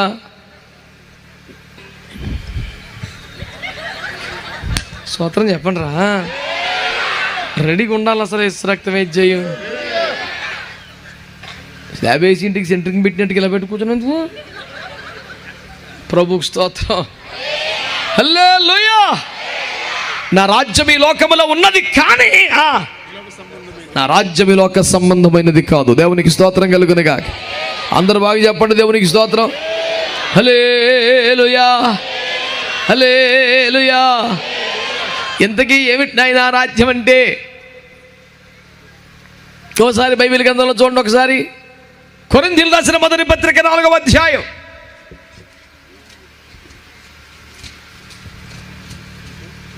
పౌలు కొరింథీయులకు రాసిన మొదటి పత్రిక 4వ అధ్యాయం 20వ వచనం. అయ్యగారు ఊరుకమ్మా, అయ్యగారు అంటే దేవుని రాజ్యము మాటలతో కాదు శక్తితోనే ఉన్నది. అది చాలండి. నీ పేనానికి అంత పేరేంటి? అయ్యగారు చదవమంటే నువ్వు అలా అలవాటు చేస్తున్నావు, తప్పు కదా. మరి మీ పాస్టర్ గారి పేరేంటి? కొమ్మదేశ్ బాబుదాస్ గారేనా? చంపించావు. జాగ్రత్త అయ్యా, అయ్యగారు అంటే ఆమె పలుకుతుంది. స్తోత్రం, యేసు రక్తం జయం, హల్లెలూయా. కొంతమంది 4 ముక్కలు వచ్చేప్పటి నేను అయ్యగారు నువ్వు ఉంటాను వచ్చిన బాధ. అది సాక్ష్యం చెప్తూ వస్తే, పాట పాడుతూ వస్తే, బైబిల్ చెబుతూ వస్తే, మరి మేము కూడా మరి అయ్యగారా ఆడెవడో ఒక హత్య చేశాడంట. ఆడికి నేర చరిత్ర లేదు, అసలు ఫ్యామిలీ బ్యాక్గ్రౌండ్ అది కాదు. అరే పుసుకుని చంపేసావు ఇదేట్రా అంటే, ఏమి లేదు అసలు పేపర్లో ఫోటో పడుతుందని చంపేశాను. ఎలాంటి దురుద్దేశాలు లేవండి, ఎలాంటి పాపిష్టి మనసు కాదండి, ఏదో చిన్న అమాయక ప్రయత్నం. అందరూ బాగుండాలి, అందులో నేను ఉండాలి. దేవుని స్తోత్రం. చెప్పారా? అన్నారా? అంటలేదు సరిగ్గా. నా బాధ ఏమి కాదు, దేవుని రాజ్యమే, ఇంకేం కాదు. అదే నేను ఫస్ట్ నుంచి కోరుకున్నది, అది ఇప్పుడు వచ్చింది. దేవునికి స్తోత్రం. అమ్మా నువ్వు మీకు దారిలో పడిపోయినట్టే బిడ్డ, నీకు తోకలేదు. మందంతా దేవుని రాజ్యం. దేవునికి స్తోత్రం చెప్పండి. హల్లెలూయా. ఏదో పలి వేల అరుంధతి పెడనగా ఉచితే, అంతా దేవుని రాజ్యమే. దేవునికి స్తోత్రం. మంచి వాళ్ళందరూ చెప్పండి. ఎంతమంది దైవజనులు ఈ పూట ఈ గ్రామానికి వచ్చి తమ చేతులు ఎత్తి ప్రార్థిస్తున్నారంటే దేవుని రాజ్యం కాకపోతే అండి. పడితే మంచి కొట్ట. రేపు పొద్దున్న పేపర్లో రావాలి, పలివేలలో అపవాది వెలవెల అని. స్తోత్రం చెప్పండి గట్టిగా. హల్లెలూయా. కనుక దేవుని ప్రజలారా, దేవుని రాజ్యము మాటలతో కాదు, శక్తితో. ఆమేన్ చెప్పండి గట్టిగా. హల్లెలూయా. దేవుని రాజ్యము రావాలి అని ప్రార్థించమన్నారు. ఎప్పుడు వస్తుంది ప్రభువా? చాలా కాలంగా ప్రార్థిస్తున్నాం అన్నారు. అది ప్రత్యక్షంగా రాదు నాన్న, ఆల్రెడీ మీ మధ్యలో ఉన్నది అన్నారు. అవునా? మేము కానలేకపోతే అదేమిటయ్యా అంటే, అది మీకు ఎందుకు బాగా అర్థం కాలేదంటే, అది లోకములోనే ఉంటుంది కానీ లోకంతో సంబంధంగా ఉండదు, కాస్త ప్రత్యేకంగా ఉంటుంది అన్నాడు. అవునా? ఏమిటంటారు అంటే, మామూలు మాటలు కాదన్న బాబు, శక్తి అదే అన్నాడు. స్తోత్రం చెప్పండి గట్టిగా. వట్టి మాటల మూట కాదు, దేవుని శక్తి అట. దేవునికి స్తోత్రం చెప్పండి. హల్లెలూయా. దేవునికి స్తోత్రం చెప్పండి. యేసు ప్రభు వారు భూమి మీద అడుగు పెట్టగానే ఎలా అడుగు పెట్టారంట? యూదుల రాజుగా పుట్టినవాడు ఎక్కడ అనండి. అడుగు పెట్టడం ఎలా అడుగు పెట్టారట? హేరోదు రాజు గారికి బీపీ వచ్చేసింది. నేను కష్టపడి మొత్తానికి రకరకాల ఫీట్లు చేసి పాటలు పడి రాజు అయితే, నా తర్వాత నా కొడుకే నా సింహాసనం లాక్కున్న టెన్షన్, నా కడుపును పుట్టిన 9 మంది కొడుకులను చంపేస్తే, ఇన్ని రకాలుగా నేను సింహాసనాన్ని కాపాడుకుంటుంటే ఈయన ఎవడో పుడతాయో రాజుగా పుట్టాడంట, చంపాయి సమ్యక్ భక్తకి లేదని చెప్పేసి కొన్ని వేల మంది పిల్లలు చంపేశాడు. మీకు అర్థమైందా? ఏ రోజు కొన్ని వేల మందిని చంపాడు కాబట్టి రాజు లేకుండా పోయాడా? హలో. ఏ రోజు కొన్ని వేల మంది పిల్లలను చంపేశాడు కనుక యేసు రాజు లేకుండా పోయాడా? స్తోత్రం చెప్పరే. బాలుడు ఎదుగుచు, స్తోత్రం చెప్పండి గట్టిగా, నజరేతు గతిని మారుస్తూ, స్తోత్రం చెప్పండి గట్టిగా, యెరూషలేము యూదయ సమరయ గలిలయ ప్రాంతముల యందంతటా సంచరించుచు ప్రజలకు మేలు చేయుచు పరలోక రాజ్య సువార్తను ప్రకటించుచు, దేవునికి స్తోత్రం చెప్పండి గట్టిగా, బలమైన దేవుని రాజ్యమును స్థాపించుచు ఆయన సంచరిస్తూ ఉన్నాడు. స్తోత్రం చెప్పండి. హల్లెలూయా. ఇతని బోధల దాటికి తట్టుకోలేకపోతున్నాం, నిలబడలేకపోతున్నాం. మన మతం వెళ్ళబోతుంది నాయన, తట్టుకోలేవు నాయన, ఇతగాన్ని తీసేస్తే తప్పసకం లేదు. మన మతంతా చాప చుట్టేసుకునే పరిస్థితి వచ్చింది. ఇతని మతమే పెరిగిపోతూ ఉంది. అనేకులను బాప్తిసములు ఇచ్చేస్తున్నాడు అంటే జన సందోహం వెళ్ళిపోతున్నాయట. అబద్ధ ప్రచారం చేద్దామని కష్టపడేసుకుని మంచోడు కదా షెడ్డోడు అని క్యారెక్టర్ అసాసినేట్ చేద్దామని ట్రై చేస్తే అట్ర ఫ్లాప్ అయిపోయిందట. ఈలోపే లాజర్ గారిని చచ్చిపోతేసులో బతికించేశారట, కూటం పెట్టుకున్నారట. యేసును మాత్రమే కాక యేసు పక్కన కూర్చొని లాజరు చూచుటకు జనాలు వచ్చేస్తున్నారట, విందారగించేస్తున్నారు. దేవునికి స్తోత్రం. యేసు ప్రభువును చూస్తున్నారు, లాజరు గారిని పలకరిస్తున్నారు. అమ్మ బాబోయ్ ఇతడు దేవుడే అని చెప్పుకుంటూ ఉంటే ఈ బ్యాచ్ కూటం పెట్టారు కదండి, ఇతని రాజ్యము లేకుండా చేయాలని. యువతల కూటం సక్సెస్ అయిపోయింది. వినయమేచ్ గారు పూట ముందే వచ్చాడు. దేవునికి స్తోత్రం. మెల్లిగా అమాయకుని రప్పించాడు. రేపు అసలు సంగతి చూపించాడు. దేవునికి స్తోత్రం. హల్లెలూయా. కూటం సక్సెస్ అయిపోయింది. మాట్లాడరేంటి? వాళ్ళందరూ కూటం వేసుకున్నారంట. చూచితిరా మన ప్రయత్నములు ఎట్లు నిష్ఫలమైనవు, లోకము ఆయన వెంట పోయింది. వెళ్ళిపోతుంది కాదు, వెళ్ళిపోయింది. అసలు ఇంకా కామాలేమి లేవు. దేవునికి స్తోత్రం. హల్లెలూయా. ఇప్పటికే లోకం యేసు వెనకాల వెళ్ళిపోయింది సార్. ఆడెవడో మధ్యపోరు ఇప్పుడు 5 దస్తాల నుంచి డ్యూటీకి వెళ్తా కింద దిగాడంటే వాచి మర్చిపోయి అమ్మా వాచ్ ఇలాగై మర్చిపోయాను అంటే అమ్మగారు వాచ్ చేసిందంటే వదిలేడు పగిలిపోయింది. ఆ కళ చూడడం తగలబెట్టు అది ఇరిగిపోయింది. ఆ కలవన్నవి అది పగిలిపోయింది. ఖర్చు మర్చిపోయి ఇంకొచ్చి నేను తెచ్చుకుంటాను లేబాక అని చెప్పి ఎట్లా ఎక్కుతున్నాడు ఇప్పుడు వాచి. కలజోడు కలం ఇంకా పాడైపోతుంది ఎందుకంటే ఖర్చు ఒకటి ఇవ్వకని మెట్లు ఎక్కుతున్నాడు 5 అంతస్తులు తెచ్చుకుంటాకి. నేను అన్నాను పగలవలసింది ఆల్రెడీ ఇంకెందుకు ఎక్కుతున్నారు మెట్లా. స్తోత్రం చెప్పరే. ఇప్పటికే లోకము యేసు వెంట వెళ్ళిపోయింది. మీ మనసులో ప్రకారం జో నా హోనాతా సబ్కు జోగా భయ్ ఇంక చేసేదేముంది.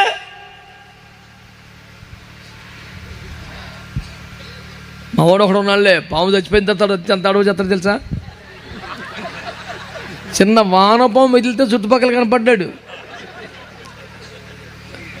ఆ చోట ఉండి మనం చంపేదాకా ఉంటాడు. పాము చంపేసినప్పుడు పడతాడు. ఏంటి పాము వచ్చిందా ఏది ఎక్కడరా చచ్చిపోయిందా అని తోకటేసుకుంటాడు. చూసాడు అయ్యి బాబాయ్ డైరెక్ట్గా ఎత్తు పట్టేసుకున్నాడు అన్నాడు. ఆడికి మాత్రం ఉన్న ప్రత్యక్షత పాము చచ్చిపోయిందని. ఇలాంటి ఒత్తోతలు బుల్లి మంది ఉంటారు. దేవునికి స్తోత్రం. చెప్పే సువార్త అందరూ విన్నారా? అడవుడు చేస్తున్నారు, కూటం పెట్టారు, ఇతని మీద అబద్ధ ప్రచారం చేయండి, ఇతని క్యారెక్టర్ మంచిది కదని చెప్పండి, అంతా మోసం అని చెప్పండి అని పనికి మాలిన మనుషులు డబ్బులు ఇచ్చి కూర్చోబెట్టుకుంటే కూడా లోకము యేసు వెంట వెళ్ళిపోయింది.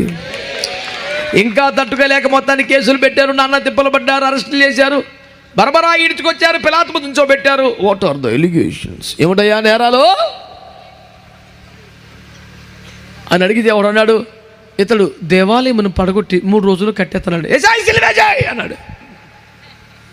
ఇప్పుడు దానికి సిలివేసేస్తాం ఎందుకురా? నీకే దమ్ముంటే 2 రోజులు కడతానని చెప్పు. ఓట్లు నీకే వేస్తారు, దానికి చంపేస్తాం ఎందుకన్నా? పనికి మేలుగా కేసు కోర్టు కొట్టివేసింది. ఎట్లా చేద్దాం ఇప్పుడు? అటైతే ఇంకోటి ఉంది మా దగ్గర. ఏంటది? నేను రాజు అన్నాడు ఏసాయి సిలివేసే అంటే నువ్వు కూడా ఆయన ఏమన్నా నేను కూడా రాజుని అంటారా. ఏం పోయిందంటే అమ్మ ఇది కూడా పోయిందా? దీనికి ఒక కమిటీ నిపుణులు మళ్ళీ ఆలోచనకర్తలు మరి 3 కేసు ఏం పెడదామరా అన్నాడు ఒకడు వచ్చి. నేను దేవుని కుమారుని అన్నాడు.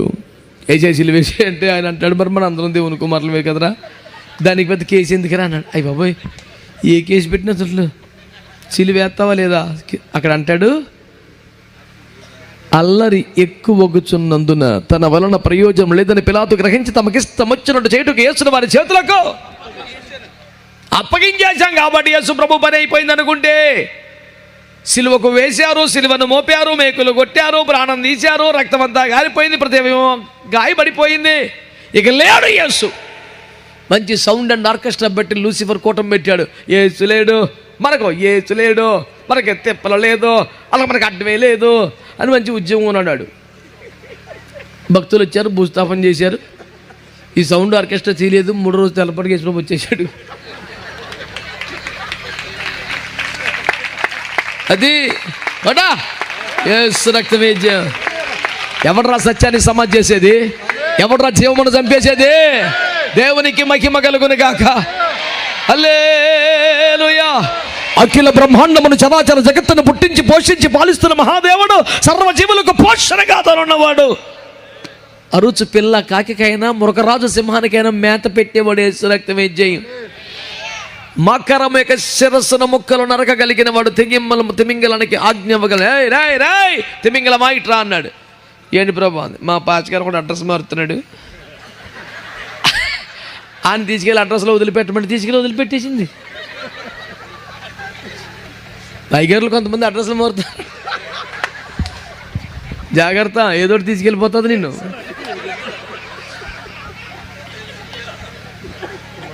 ఎక్కడికి వెళ్ళినా ఒకే అడ్రస్ చెప్పు. దేవుని స్తోత్రం. అడ్రస్లు మార్చావా ఇంతే సంగతులు చిత్తగించవలెను. దేవుడు మనుషుని కొనిపోయిన కనుక అతడు కనబడకపోయాను. వీడి ఇంక అడ్రస్ ఉండదు. ఇంకా రాసిపెట్టుకో, పిచ్చేసలుగా నేసామనుకో. స్తోత్రం. దైవజనుడు దేవుని కుడి చేతులు నక్షత్రం. ఆయన చూపిస్తే ప్రకాశిస్తావు, సాల్యను మూసేస్తే కూటమి ఏముండదు. ఇంకా పిచ్చేసా లేకూడదు ఎవడైనా సరే. దేవుని నామానికి స్తోత్రం కలుగును గాక. అమ్మయ్య మీకు కసి తీరిపోయిందా? గొడవలు చచ్చిపోయికి దేశ ప్రభు వదిలిపోయింది గొడవగా వెళ్ళిపోండి, హాయిగా ఆడుకోండి. ఆ సమాధికి పెద్ద రాయి పెట్టాలి. చచ్చిపోయాడు కదరా, ఇంకా కసి తీరలేదా? నీకు తెలదా రాయి పెట్టా అని పెట్టుకోండి. పెద్ద రాయి పెట్టాక ముద్రై ప్రభుత్వం ముద్రై. మరి అదన్నా ఏమన్నా చట్టం ఏంట్రా, అదేమన్నా అస్త్రమా శాస్త్రమా, దాని మీద ఏదన్నా విలువైన వాల్యుబుల్ పేపర్ మీద డాక్యుమెంట్ సంతకం స్టాంప్ వేస్తాం కానీ రాయి మీద స్టాంప్ వేయమంటావు. నువ్వు వేస్తావు ఇవా, వెళ్తూ వచ్చింది మెంట్లో అని ఆ రాయి మీద స్టాంప్ వేసాడు. ఏదైనా ఉత్తర్వుల మీద స్టాంప్ వేస్తాం కానీ రాయి మీద వేస్తాం ఏంట్రా. వేసారు. వేసిన తర్వాత ఒక బెటాలియన్ సైనికులను పెట్టి అక్కడ పెట్టారు. ఆ సంఖ్యలు లేదు దానికి అన్నాడు. సమాధికి సంఖ్యలు ఏంట్రా, నువ్వు వేస్తావలేదా అన్నాడు. ఒక బెటాలియన్ కనీసం 50 మంది సైనికులు పెట్టి ఎందుకు ఆ సమాధికి మెంట్లో ఎక్కువ అంటే అన్న నీకు తెలియదురా నాయన, ఆ మనుషుడు బతుకున్నప్పుడు 3 రోజులు వచ్చేస్తానన్నాడు. వచ్చేస్తాడు రా బాబు, మా టెన్షన్గా ఉంది. యేసువారమండి నజరేతువారమండి అన్న వాళ్ళకే అనుమానం, చంపేసినోడికే నమ్మకం. అది నేను చెప్పేది. వాళ్ళు గోదలోకి వెళ్ళిపోయి కూర్చో 3 రోజులు వచ్చి పేతురన్యా జీజస్ వచ్చేచ్చారు అని అంటే అమ్మాయి పనికి మళ్ళీ మాట్లాడుతున్నావు. కళ్ళారు చూసి ఏడ్చుకుంటూ ఇంచుకొచ్చేస్తే వచ్చాడా, ముక్కలు నరికేశారు తెగర మహమా అని కూర్చున్నవాడికి అనుమానం. వీడికే నమ్మకమే, చిత్రం చెప్పను అప్పటికి ఇప్పటికేను. తమ్ముడు అని ఒప్పుకుంటా లేదో వెంబడించే వరకనే వ్యతిరేకంగా వాడికి నమ్మకం ఎక్కువ ఉంది. ₹1 సెక్యూరిటీ రాసి పెట్టుకు ఉపయోగపడుతుంది నీకు. యేసువారమండి నజరేతువారమండి అనేవాడి కంటే ఇదంతా తీసేదో గొడవ అనేవాడికి ఎక్కువ నమ్మకం ఉంది యేసుప్రభు మీద. ఎవడు సిలివేశాడో, ఎవడు ఉమ్మేశాడో, ఎవడు వేగులు కొట్టాడో, ఎవడు సమాధిలో పెట్టాడో ఆడే అన్నాడు. ఈయన లెగుతాడు రా బాబు, వచ్చేస్తాడు రా బాబు, ఏదో స్టాంప్ వేసేయి, ఏదో సంఖ్యలు వేసేయి. చర్చికి రాని వాళ్ళకి నమ్మకం లేదు అనుకుంటున్నావా అమ్మాయికిడా? లోకము యేసు వెంట వెళ్ళిపోయింది ఆల్రెడీ. దేవునికి స్తోత్రం కలుగునుగా. స్తోత్రం చెప్పండి గట్టిగా. అకస్మాత్తుగా ఒక దినమును చూస్తే ఒక ప్రభంజనం కనపడద్దు నీకు. అంశ దినములలో ప్రవాహములు జనులు యెహోవా మందిరానికి వస్తారు. దేవునికి స్తోత్రం చెప్పండి గట్టిగా. హల్లెలూయా. తూర్పు దిక్కున, పడమర దిక్కున, ఉత్తర దిక్కున, దక్షిణ దిక్కున ప్రవాహముగా జనులు యెహోవా మందిరానికి వస్తారు. దేవునికి స్తోత్రం కలుగునుగాక. హల్లెలూయా. సకల పర్వతముల కంటే యెహోవా మందిర పర్వతము హెచ్చగును. దేవునికి స్తోత్రం కలుగునుగాక. ఆ దినమున ప్రవాహం వల్లే ప్రజలు రాబోతున్నారు. దేవునికి స్తోత్రం కలుగునుగాక. ఎంతో దూరం లేదు.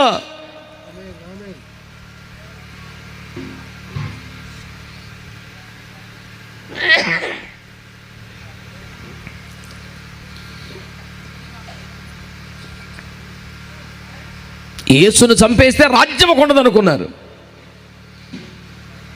యేసు మరణములోనికి వెళ్ళి మృతుల లోకానికి వెళ్ళి తన ప్రత్యక్ష రక్తము ద్వారా వారికి విమోచన కలుగజేసి చెరగా పట్టుకుపోయి 3వ ఆకాశంలో పెట్టి నరకంలోకి వచ్చి మరణ వేదనలో భరించి శిక్షను పూర్తి చేసి దర్జాగా బయటకు వచ్చి మనము కోల్పోయిన సమస్తాన్ని మన జీవమును తీసుకొచ్చి మన చేతిలో పెట్టడానికి 3 రోజులు బయటకు వచ్చేసాడు. దేవునికి స్తోత్రం. హల్లెలూయా. అమ్మ బాబోయ్ మళ్ళీ వచ్చేసాడు అంటాడు. లోపే 40 రోజులు అందరికి కనపడ్డాడు. ఇవే గుర్తులు చూపించాడు, ప్రమాణములు చూపించాడు, సజీవుడిగా కనపరుచుకున్నాడు. అందరూ చూస్తూ ఉండగా మేఘం మీద పరలోకానికి వెళ్ళిపోయాడు. వాగ్దానం చేసినట్టుగా 10 రోజుల్లో పరిశుద్ధాత్మను పంపించాడు. దేవునికి స్తోత్రం. యేసుని ఏమన్నా చేద్దామని లోపే రహస్యంగా దొంగతనంగా కాకుండా అందరూ చూస్తూ ఉండగా కనీసం 500 మంది గలిలయ మనుషుల తేరు చూస్తూ ఉండగా ఒలీవల కొండ మీద నుండి ఒక మేఘం వచ్చి ఆయన తీసుకెళ్ళిపోయింది. హల్లెలూయా, హల్లెలూయా. ప్రతీది ఎటకరమే కదా. ఒకడు అన్నాడు, ఏంట్రా మీ యేసులో మేఘం మీద వెళ్ళిపోయాడంట అంటే, మరి అక్కడ స్కూటర్ పని చేయదురా, ప్రతిది ఎటకరమేనా? మరి అక్కడ ఏముంటాయి? అభిమానం మీద ఎల్లమెల్లి వస్తాం ఇంకా దోసుకున్నాను నేను. అట్టుకెళ్దామా? పని చేయదురా. 98 నుంచి ఎల్లమెల్లి వస్తూ ఉంది. 2006 నుంచి బుల్లెట్ ఉంది. ఇప్పటికి సింగిల్ కిక్ స్టార్ట్ అయిపోతే వేసి రక్తం వేసేయం. ఎవరన్నా అభిమానంతో వచ్చి కొంచెం అయ్యారు వచ్చారంట తప్పు నాన్న ఫోటో తీసుకొని వెళ్ళిపో, అలాంటివి ఏముండవు. దేవునికి స్తోత్రం కలుగును కాక. మరి ఏంటనుకున్నా ఇంత మంచి కండిషన్లో కాపాడుకున్న బండ్లు పట్టుకెళ్తాం అవుతుందా? నువ్వు యేసు ప్రభు మేఘం మీద వెళ్ళిపోయాడు మరి 10 ఎట్టకారమేనా? మరి అక్కడ మేఘాలు తప్పే ఉంటాయి. మేఘం మీద యేసు స్వామి, దేవునికి స్తోత్రం కలుగును కాక. హల్లెలూయా. చెప్పరే గట్టిగా. పోన్లే మన సంపలే పోయినా మొత్తానికి వెళ్ళిపోయింది, ఇద్దరు వదిలిపోయింది, గొడవ వదిలిపోయింది, మనకి ప్రశాంతంగా ఉండొచ్చు. మన గొడవ మంది అనుకునే లోపు ఈడ్చి కొడితే 11 మంది అనుకుంటే యేసు రక్త విజయం తొలి ప్రసంగానికి 3000, రెండో ప్రకసనగా 5000, అన్నతి కాలములో లక్షలు లక్షలు లక్షలు. హల్లెలూయా. అది భూతలమంతా విస్తరించుచున్నది. గట్టిగా స్తోత్రం చెప్పండి. అందరూ చెప్పారా హల్లెలూయా? చెప్పారా హల్లెలూయా? యేసురాజును అంతమొందించగలిగారా? ఆయన స్థాపించిన రాజ్యం అంతమొందించిందా?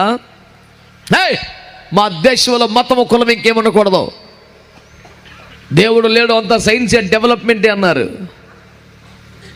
దేవుడు మా దేశంలోకి రాకూడదు, మేము తప్ప వేరొక దేవుడు కానీ వేరొక మతం కానీ వేరొక పార్టీ కానీ ఉండకూడదు చెప్పిన కమ్యూనిస్టు కోటలు బద్దలు కొట్టుకొని చివరికి రష్యాయే 32 దేశాలు అయిపోయినా యేసు రక్తం ప్రతి మొక్కలో యేసు రాజ్యం ఉంది. దేవునికి స్తోత్రం కలుగును గాక. చెప్పరే గట్టిగా హల్లెలూయా. ఓరి నాయనా, ఒకడు అంటాడు చంద్రమండలం వెళ్ళినా మేమే ఉంటాం చూసుకో అన్నాడు. నువ్వు సరదాగా అన్నావు కానీ నిజం చంద్రమండలం మీద కూడా పలికింది దేవుని వాక్యమే అన్న సంగతి మర్చిపోక. స్తోత్రం చెప్పారా? హల్లెలూయా. కాబట్టి నేను మీకు చేస్తున్న మనవిని శ్రద్ధగా ఆలకించండి బిడ్డలారా. దేవుని రాజ్యం అంటే ఏమిటి? దాన్ని అంతమొందిస్తావా?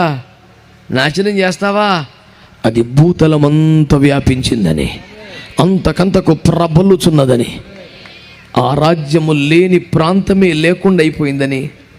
ఇందులో విశేషం ఏమిటంటే ఇంతగా ప్రబలుచున్న ఆ రాజ్యం ఈ లోకంతో సంబంధం లేకుండా ఉన్నది. దేవునికి స్తోత్రం చెప్పండి. దేవుని రాజ్యం అంటే మాట్లాడుకున్న శక్తి, దాన్ని ఎవడు కంట్రోల్ చేయలేడు, ఎవడు అణిచి వేయలేడు, ఎవడి చేతుల్లోకి వెళ్ళిపోతుంది, ఎవడి దయా దాక్షిణ్యాల మీద ఉండదు. దేవుని రాజ్యం అంటే మాటలు కాదు, శక్తి, నిర్నిరోధమైన శక్తి, ఎవడు నిలువరించలేని శక్తి, ఎవడు అడ్డుకట్ట వేయలేని శక్తి. దేవునికి మహిమ కలుగును గాక. రోమా పత్రిక 14వ అధ్యాయం 17వ వాక్యం చదవండి.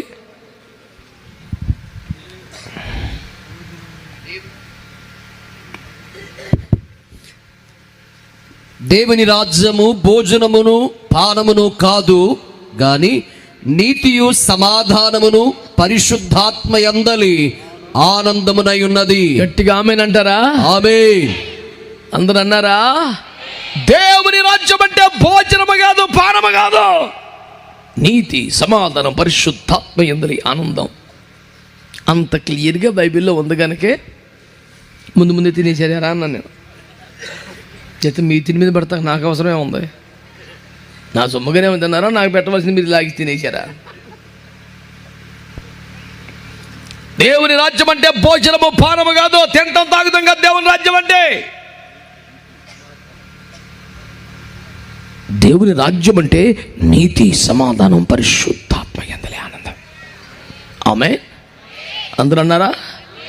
దేవుని రాజ్యం అంటే ఏంటంటే నీతి, దేవుని రాజ్యం అంటే సమాధానం, అవినీతి ఉండకూడదు, అక్రమం ఉండకూడదు, అక్రమ సంపాదన ఉండకూడదు, అక్రమ సంబంధాలు ఉండకూడదు, అక్రమ వ్యవహారాలు ఉండకూడదు, అక్రమ సంతోషాలు ఉండకూడదు. అదే దేవుని రాజ్యం అంటే.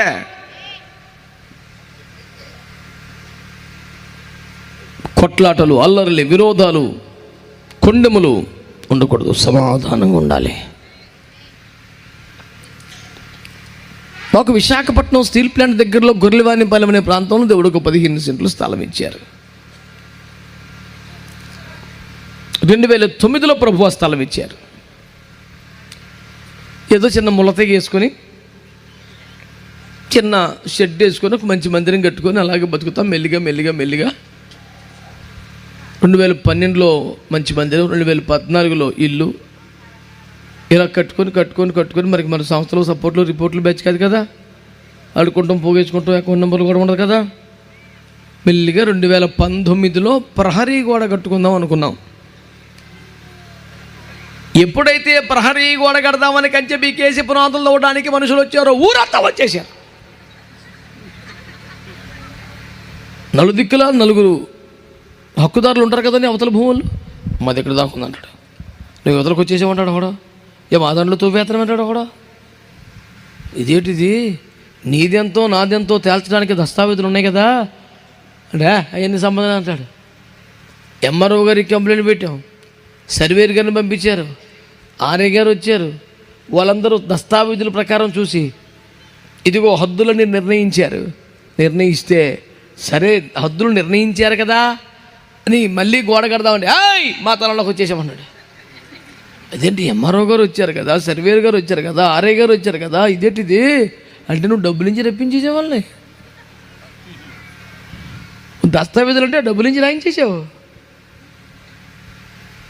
పొద్దున్న లేతే నమస్కారం పాస్ గారు అనే వాళ్ళే వీళ్ళందరినీ. నమస్కారం ఉచితం అన్ని వైపులా. నువ్వు నా దాంట్లోకి వచ్చేసావు, నువ్వు కిలోమీటర్ వచ్చేసావు, మీటర్ వచ్చేసావు.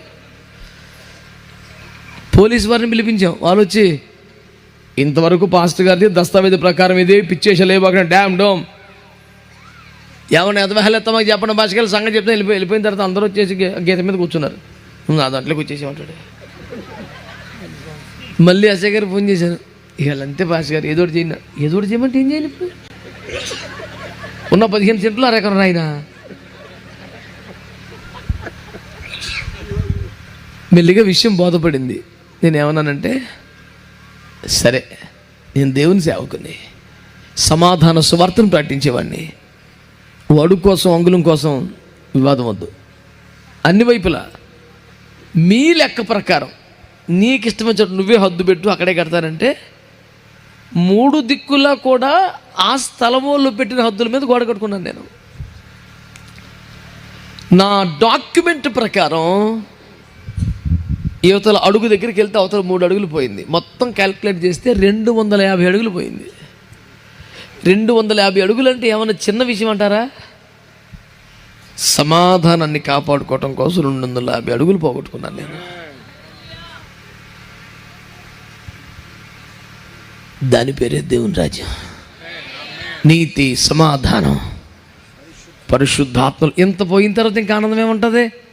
తిండిని బట్టా, డబ్బుని బట్టా, భూమిని బట్టా, రేటుని బట్టా ఆనందించేది ఆదరిస్తూ మహిమకు సిద్ధపరుస్తున్న పరిశుద్ధాత్మను బట్టి. స్తోత్రం చెప్పారా? హల్లెలూయా.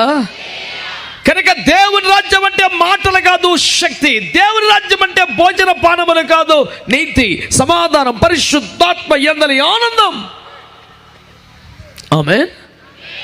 నా రాజ్యం మీ మధ్యలోనే ఉంది అన్నాడు. అయ్య బాబోయ్, మాకేం తెలుస్తలేదంటే అవి మాటలు కాదరా, అది శక్తి అన్నాడు.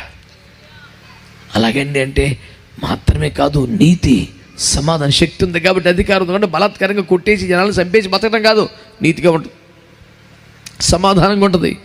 లోకములో, దౌత్యములో, ఇరుగుపడిన వారిని బాధ పెట్టులో సంతోషించదు, పరిశుద్ధాత్మలో మాత్రమే ఆనందపడుతుంది. అదే దేవుని రాజ్యం అన్నాడు. అయ్య బాబోయ్, దేవుని రాజ్యం రావాలని ప్రార్థన చేయమన్నారు. చేస్తున్నాం, ఎంతవరకు వచ్చిందని అడిగాం. ప్రత్యక్షంగా రాదు నాన్న, ఆల్రెడీ మన మధ్యలో ఉందన్నారు. మన మధ్యలో ఉందా? మాకు తెలియదంటే ఉంటుంది కానీ లోకంతో సంబంధం ఉండదు నాన్న, కాస్త ప్రత్యేకంగా ఉంటుంది అన్నావు. ఎంత కొంచెం వివరంగా చెప్పండి అంటే మాటలు కాదు బాబు, చాలా పవర్ఫుల్ అది అన్నావు. చాలా పవర్ఫుల్ కాబట్టి అందరినీ కొట్టేత సంపేతం లేచి చాలా నీతిగా ఉంటుంది, సమాధానంగా ఉంటుంది, ఆనందపడితే పరిశుద్ధాత్మలోని ఆనందపడితే లోకంలో ఆనందపడుతుంది.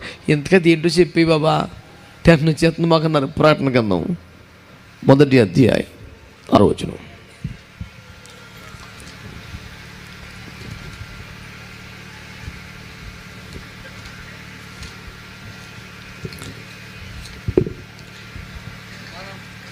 మనలను ప్రేమించుచు తన రక్తము వలన మన పాపముల నుండి మనలను విడిపించిన వానికి మహిమయు ప్రభావమును యుగయుగములు కలుగునుగాక. ఆమేన్. ఆయన మనలను తన తండ్రియగు దేవునికి ఒక రాజ్యముగాను యాజకులుగాను చేసెను. మీకు ఎంత ఓపిక ఉంటే అంత గట్టిగా చెప్పలకుండా ఒకసారి ఇప్పుడు హల్లెలూయా. ఆయన మనల్ని ప్రేమించి ఆమేన్ తన తండ్రి అయిన దేవునికి మనల్ని ఒక రాజ్యముగా చేశాడు. దేవునికి స్తోత్రం చెప్పండి గట్టిగా. హల్లెలూయా.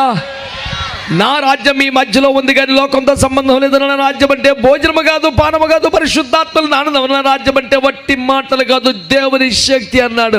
ఇంతకీ దేవుని రాజ్యం అంటే ఏంటి బాబయ్య అని అడిగితే, నా రక్తముతో కొని తండ్రి అయిన దేవునికి రాజ్యముగా చేశానే, మీరే నా రాజ్యం అన్నాడా. గట్టిగా చప్పట్లు కొట్టండి, గట్టిగా చప్పట్లు కొట్టండి.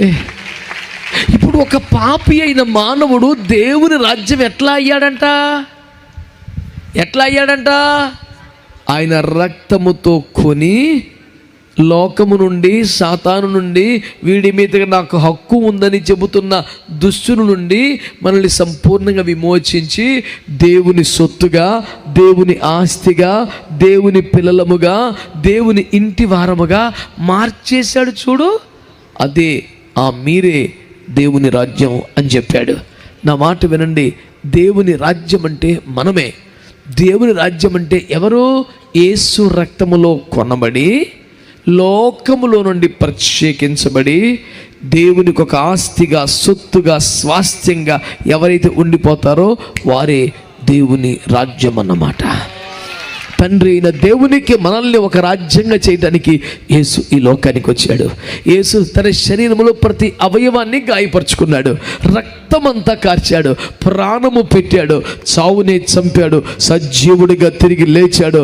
నేటికి మన మధ్యలో సంచరిస్తూ, తన ఆత్మ ద్వారా ఆదరిస్తూ, వాక్యము ద్వారా బలపరుస్తూ, మన మధ్యలో బలమైన తన కార్యములు చేయించున్నాడు. ఏం చేశాడు ఆయన? మనకి ఏదో ఒక వస్తువు ఇవ్వడం కాదు, ఏదో ఒక దీవెన ఇవ్వడం కాదు, మనల్ని తండ్రి అయిన దేవునికి ఒక రాజ్యంగా మార్చేశాడు. మనల్ని దేవుని రాజ్యంగా మార్చడానికి ఆయన సిలువలో అంత అవమానం పొందాడు, ప్రతి అవయవాన్ని గాయపరుచుకున్నాడు, రక్తమంతా కార్చాడు, ప్రాణమే పెట్టాడు, మరణములోకి వెళ్ళాడు, మరణ వేదనలు భరించాడు, చావునే చంపాడు, సజీవంగా తిరిగి లేచాడు. నేటికి మన మధ్యలో ఉండి మన పాపములను క్షమించడానికి, మనల్ని తండ్రి అయిన దేవునికి ఒక రాజ్యముగా మార్చడానికి ఆయన సిద్ధంగా ఉన్నాడు. నువ్వు ఇంకా లోకములో ఉంటావా? లోకరాజ్యములన్నీ యేసు వద్ద సాగిలపడే క్షణం అతి సమీపంలో ఉంది. ఈ లోకము దాని ఆశలు గతించిపోతాయి, ఏది నిలబడేది కాదు. కానీ దేవుని రాజ్యము అంతము లేనిదై ఉంటుంది. ఆయన రాజ్యము శాశ్వతమైంది. ఆయన రాజ్యము వట్టి మాటలు కాదు, శక్తి కలిగింది. ఆయన రాజ్యము నీతి, సమాధానము, పరిశుద్ధాత్మ యందలి ఆనందమైనది. అట్టి రాజ్యము లోకములో ఉన్నది కానీ లోకంతో సంబంధం లేకుండా ప్రత్యేకంగా ఉంటున్నది. ఈ రాత్రి నువ్వు యేసు రక్తం కిందకు వచ్చావా? యేసు రక్తంతో కొనబడ్డావా? అంటే నీ మీద ఇంకా పాపానికి హక్కేమీ లేదు కదా, పాపంలో ఇంకా అధికారం ఏమీ లేదు కదా, పూర్తిగా విమోచించబడ్డావా? దేవునిలోనికి వచ్చేసావా? మారు మనసు పొందేసావా? బాప్తిస్మాన్ని పొందేసావా? ఐగుప్తు మాకు వద్దని బయటపడి, చచ్చే నువ్వు మాకు వద్దో, మా దేశం వెళ్ళిపోతావని ఎంత పారిపోయి వస్తుంటే కూడా ఫరో వెనకాల వస్తున్నాడు. ఒక్కసారి సముద్రం దాటాక ఇంకడు కనపడలేదు. ఆ సముద్రం దాటడాన్ని బైబిల్ బాప్తిస్మం పొందుటాని 1 కొరింథీ పత్రిక 10లో రాశాడు. ఆమేన్. దుష్టుని రాజ్యం, వాడి పెత్తనం నీ మీద ఎప్పుడు అంతమైపోతుందో తెలుసా? నువ్వు బాప్తిసం పొందినప్పుడు. ఎప్పుడైతే సముద్రం దాటావో ఇక రోజు నీకోసం మన్నా వస్తుంటుంది, నీకోసం నీరు వస్తుంటుంది, నీకోసం నీడ వస్తుంటుంది, నీకోసం అగ్ని వస్తుంటుంది. దేవుని రాజ్యం అయిపోయావు నువ్వు. ఈ రాత్రి ఒక్క సంగతి గుర్తుపెట్టుకో. నువ్వు అపవాదికి అమ్ముడైపోతే, అబద్ధానికి అమ్ముడైపోతే, నీ కర్మ, నీ చావు, నువ్వు చావని దేవుడు పరలోకంలో ఉండకుండా నీ కొరకు దిగి వచ్చాడు. వెల చెల్లించాడు, తన రక్తాన్ని కార్చాడు, నీ ఆరోగ్యం కోసం గాయాలు పొందాడు, నీకు శిక్ష లేకుండా చేయడానికి మరణములోకి వెళ్ళి శిక్షను భరించాడు, మరణ భయమే లేకుండా చావుని చంపి సజీవుడిగా తిరిగి లేచాడు. ఇప్పటికీ మన మధ్యలో ఆత్మస్వరూపిగా ఉన్నాడు. ఆయన అడుగుతున్నాడు, నువ్వు ఇంకా సాతాను రాజ్యంగా ఉంటావా? సాతానుకు బానిసంగా ఉంటావా? పాపములోనే మిగిలిపోతావా? నా పిలుపునందుకుని బయటికి రాగలిగితే నా రక్తముతో నిన్ను కొంటాను, నా వాక్యముతో కడుగుతాను, నా ఆత్మతో ముద్రిస్తాను, నా తండ్రిని దేవునికి నిన్ను ఒక రాజ్యంగా మారుస్తాను.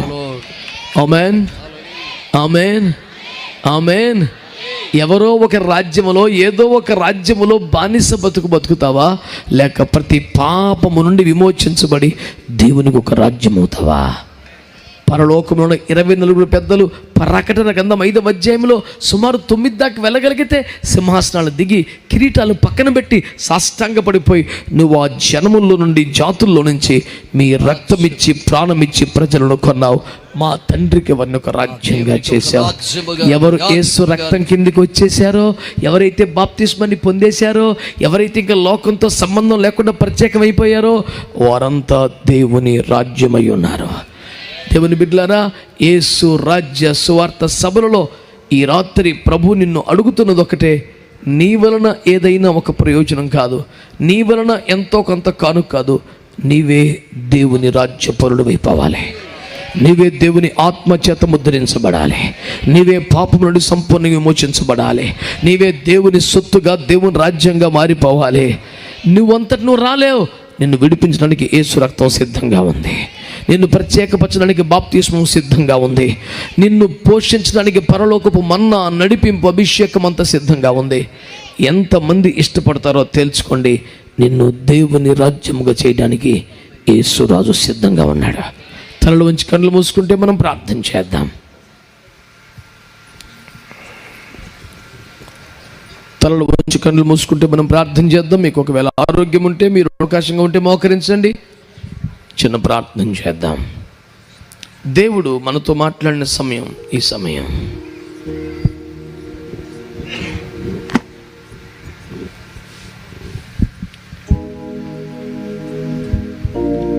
దేవుడు మన మధ్యలో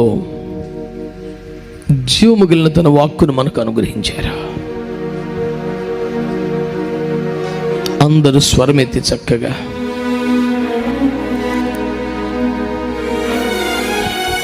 thank you holy spirit God. కళ్ళు మూసుకున్నారా అందరూ?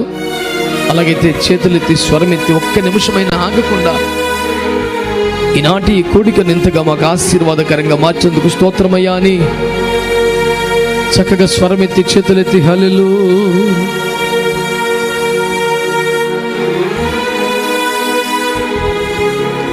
చాలా మంది ఇంకా నిశ్శబ్దంగా ఉన్నారు. మనసారా దేవుని స్తుతించండి.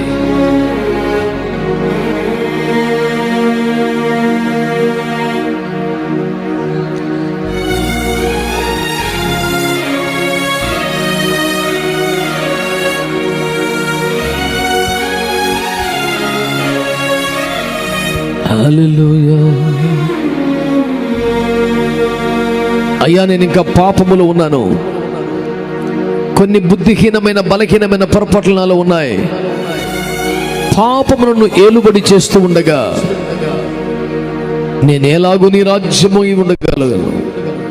నా మీద నువ్వు ఏలుబడి చేస్తేనే, నన్ను నీవు పరిపాలిస్తేనే నేను నీ రాజ్యం అవుతానయ్యా. పాపానికి నా మీద ఏలుబడి ఉండకూడదు. పాపము నా మీద ప్రభుత్వం చేయకూడదు. నా జీవితాన్ని పూర్తిగా నీ చేతులకు అప్పగిస్తున్నాను. నన్ను విడిపించు, నడిపించు. నేను నీ రాజ్యమై ఉండాలి.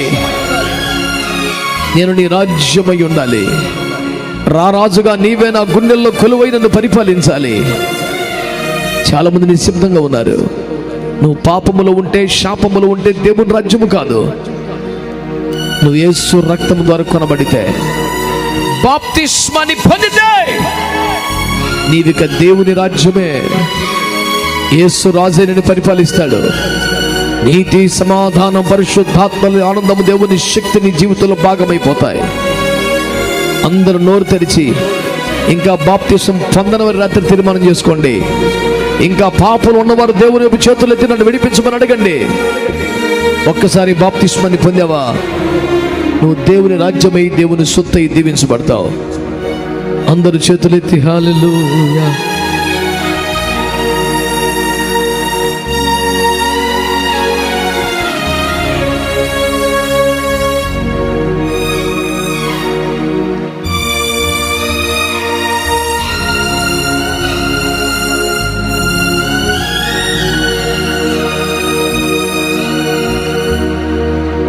ఇంకా బాప్తిసం పొందని వారు మీలో ఉన్నారా? ఒక్కసారి సముద్రం దాటేవా, ఇంకా ఐగుప్తు నిన్నేమి చేయలేదు, ఫరో నిన్నేమి చేయలేడు.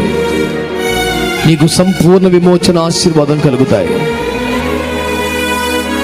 ఎంతమంది రాత్రి దేవుని రాజ్యముగా మారడానికి ఇష్టపడుతున్నారు?